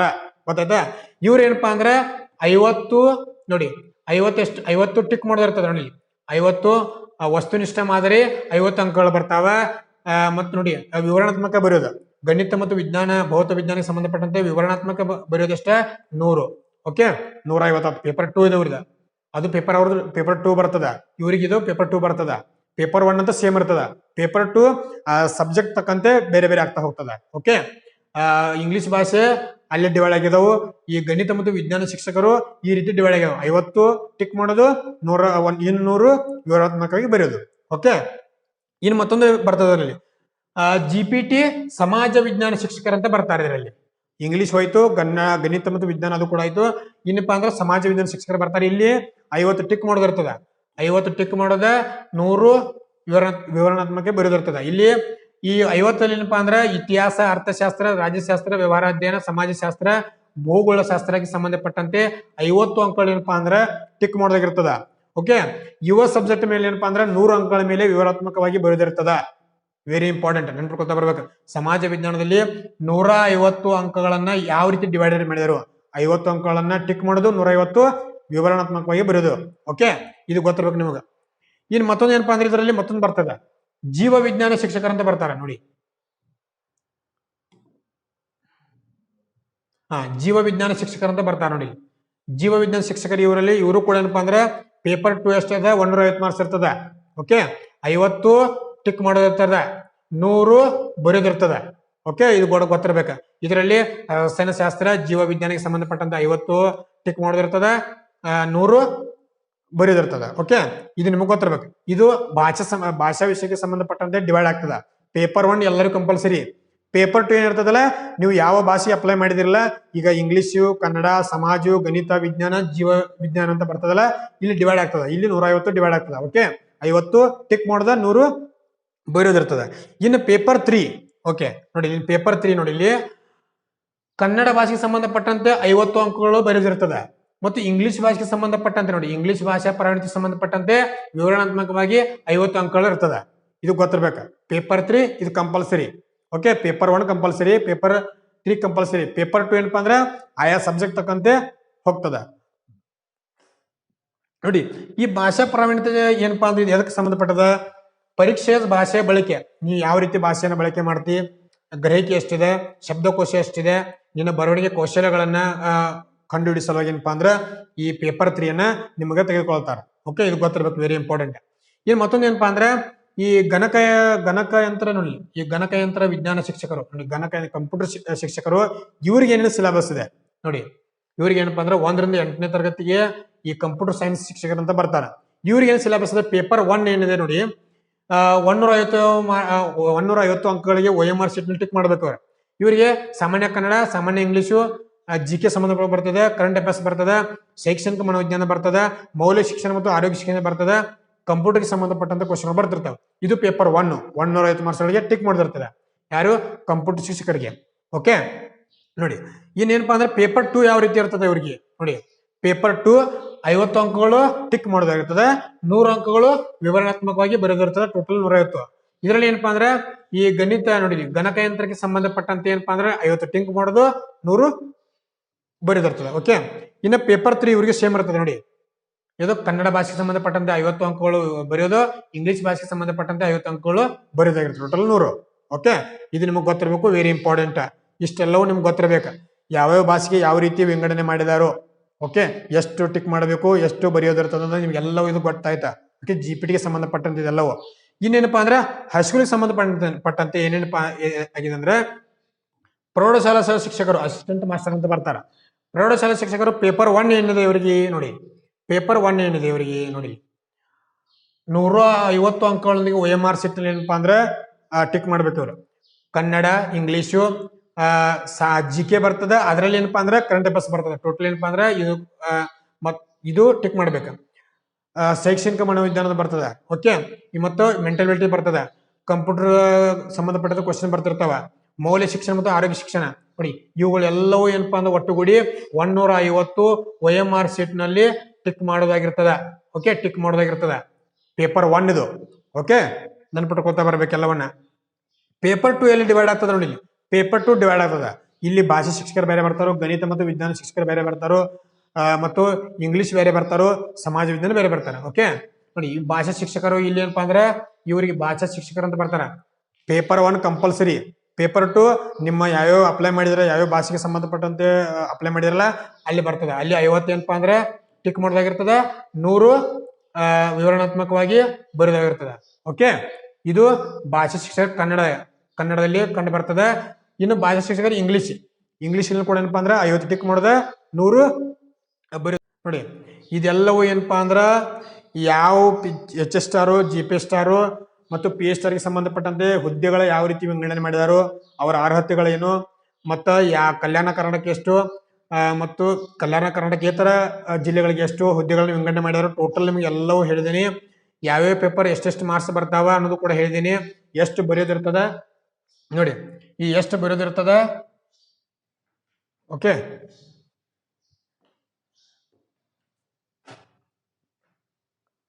ಓಕೆ, ಇದೆಲ್ಲವೂ ಏನಪ್ಪಾ ಅಂದ್ರೆ ಎಷ್ಟು ಬರೆಯೋದು ನೋಡಿ, ಟಿಕ್ ಮಾಡೋದಷ್ಟ, ಬರೆಯೋದಷ್ಟ, ಎಲ್ಲವೂ ಸಂಕ್ಷಿಪ್ತವಾಗಿ ಮಾಹಿತಿ ನಿಮ್ಗೆ ಹೇಳಿದ್ದೀನಿ ನೋಡಿ. GPT ನೋಡಿ ಏನಪ್ಪಾ ಅಂದ್ರೆ GPT ಆಗಿರ್ಬೋದು, ಈ HSTR ಆಗಿರ್ಬೋದು ಮತ್ತು PSTR. ಈ PSTR ಗೆ ಸಂಬಂಧಪಟ್ಟಂತೆ ಹುದ್ದೆಗಳ ವಿಂಗಡಣೆ ಮಾಡಿದಾರೋ ಇವೆಲ್ಲವನ್ನು ನಿಮ್ಗೆ ಗೊತ್ತಿರಬೇಕು, ವೆರಿ ಇಂಪಾರ್ಟೆಂಟ್. ಯಾವ ಹುದ್ದೆಗಳನ್ನ ಎಷ್ಟೆಷ್ಟು ವಿಂಗಡಣೆ ಮಾಡಿದಾರೆ ಅಂತ ಹೇಳಿದೀನಿ. ಮತ್ತೆ GPT ಅಪ್ಲೈ ಮಾಡೋರು ವಿದ್ಯಾರ್ಥಿ ಎಷ್ಟು ಏನೇನು ಪಡೆದುಕೊಂಡಿರ್ಬೇಕು, HS ಸ್ಟಾರ್ ಅಪ್ಲೈ ಮಾಡೋರು ಏನೇನೋ ಹುದ್ದೆ ಅಪ್ಲೈ ಮಾಡ್ಕೊಂಡಿರ್ಬೇಕು, PH ಸ್ಟಾರ್ ಹುದ್ದೆಗೆ ಅಪ್ಲೈ ಮಾಡೋರು ಏನೇನು ವಿದ್ಯಾರ್ಥಿ ಪಡೆದುಕೊಂಡಿರ್ಬೇಕು, ಇದು ಕೂಡ ನಿಮ್ಗೆ ಗೊತ್ತಿರ್ಬೇಕು, ವೆರಿ ಇಂಪಾರ್ಟೆಂಟ್. ಓಕೆ, ಮತ್ತೊಂದೇನಪ್ಪಾ ಅಂದ್ರೆ ಇವರ TET ಪೇಪರ್ 1 ಪಾಸ್ ಆಗಿರ್ಬೇಕು. ಯಾರು? PH ಸ್ಟಾರ್ ಇದಾರ. GPT ಏನಪ್ಪಾ ಅಂದ್ರೆ ಪೇಪರ್ 2 TT ಪಾಸ್ ಆಗಿರ್ಬೇಕು. ಎಲ್ಲವೂ ನಿಮ್ಗೆ ಎಲ್ಲವೂ ಹೇಳಿದೀನಿ. ಒಂದ್ಸಲ ಏನಪ್ಪಾ ಅಂದ್ರ ಈ ನೋಟಿಫಿಕೇಶನ್ ಕೂಡ ನೀವು ಏನಪ್ಪಾ ಒಂದ್ಸಲ ಓದ್ಕೊಳ್ಬೇಕು. ಗೊತ್ತಾಯ್ತಾ? ಯಾವುದೇ ಅಪ್ಲಿಕೇಶನ್ ಕರೆದಾಗ ನೀವು ಏನಪ್ಪಾ ಅಂದ್ರ ನೋಟಿಫಿಕೇಶನ್ ಮೊದಲು ಚೆನ್ನಾಗಿ ಓದ್ಕೊಳ್ಬೇಕು. ಓಕೆ, ಹುದ್ದೆಗಳು ಯಾವ ರೀತಿ ವಿಂಗಡಣೆ ಮಾಡಿದಾರ ಗೊತ್ತಿರಬೇಕು. ಮತ್ತೇನಪ್ಪಾ ಅಂದ್ರೆ ಈ ನೋಟಿಫಿಕೇಶನ್ಗೆ ಸಂಬಂಧಪಟ್ಟಂತೆ ನಿಮ್ಗೆ ಏನಾದ್ರು ಡೌಟ್ ಬತ್ತಂದ್ರೆ ನೋಡಿ, ಈ ನಂಬರ್ಗೆ ಏನಪ್ಪಾ ಅಂದ್ರೆ ಕಾಲ್ ಮಾಡಿ ನಿಮ್ಗ ಮತ್ತೆ ಹೇಳ್ಕೊಡ್ತಾವ. ಓಕೆ,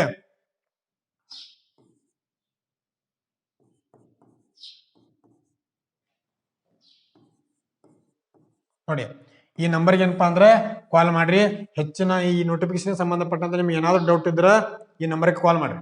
ಈ ನಂಬರ್ಗೆ ಕಾಲ್ ಮಾಡ್ರಿ, ನಿಮ್ಗೆ ಮಾಹಿತಿಯನ್ನು ಒದಗಿಸ್ತಾವ. ಓಕೆ, ಇದಿಷ್ಟು ಮಾಹಿತಿ ಏನಪ್ಪಾ ಅಂದ್ರೆ HSR, GPSR, PSR ಸಂಬಂಧಪಟ್ಟಂತೆ ಹೊಸ ನಿಯಮಗಳು ಬಂದಾವ, ಹೊಸ ರೂಲ್ಸ್ ಅನ್ನು ಆಡ್ ಮಾಡಿದಾರು, ಯಾವ ರೀತಿ ಹುದ್ದೆಗಳ ವಿಂಗಡಣೆ ಮಾಡಿದಾರೆ ಅನ್ನೋದು ನಿಮ್ಗೆ ಹೇಳಿಕೊಟ್ಟಿದ್ದೀನಿ. ಓಕೆ, ಏನಪ್ಪಾ ಅಂದ್ರೆ ಎಲ್ಲರೂ ಚೆನ್ನಾಗಿ ಓದ್ಕೊಳ್ರಿ. Very important. ಇನ್ನೇನು ಕೆಲವೇ ದಿನ ಏನಪ್ಪಾ ಅಂದ್ರೆ ಅಪ್ಲಿಕೇಶನ್ ಹಾಕೋ ಡೇಟ್ ಅನ್ನ ಬಿಡ್ತಾರೋ. ಓಕೆ, ಇದು ಗೆಜೆಟ್ ನೋಟಿಫಿಕೇಶನ್ ಆಗ್ಯದ. ಏನಪ್ಪಾ ಅಂದ್ರೆ ಇನ್ನೇನು ಕೆಲವು ದಿನ 15ರಿಂದ 20 ದಿನಗಳ ಒಳಗಾಗಿ ಏನಪ್ಪಾ ಅಂದ್ರೆ ನೋಟಿಫಿಕೇಶನ್ ಆಗ್ತದ. ಚೆನ್ನಾಗಿ ಎಲ್ಲರೂ ಓದ್ರಿ.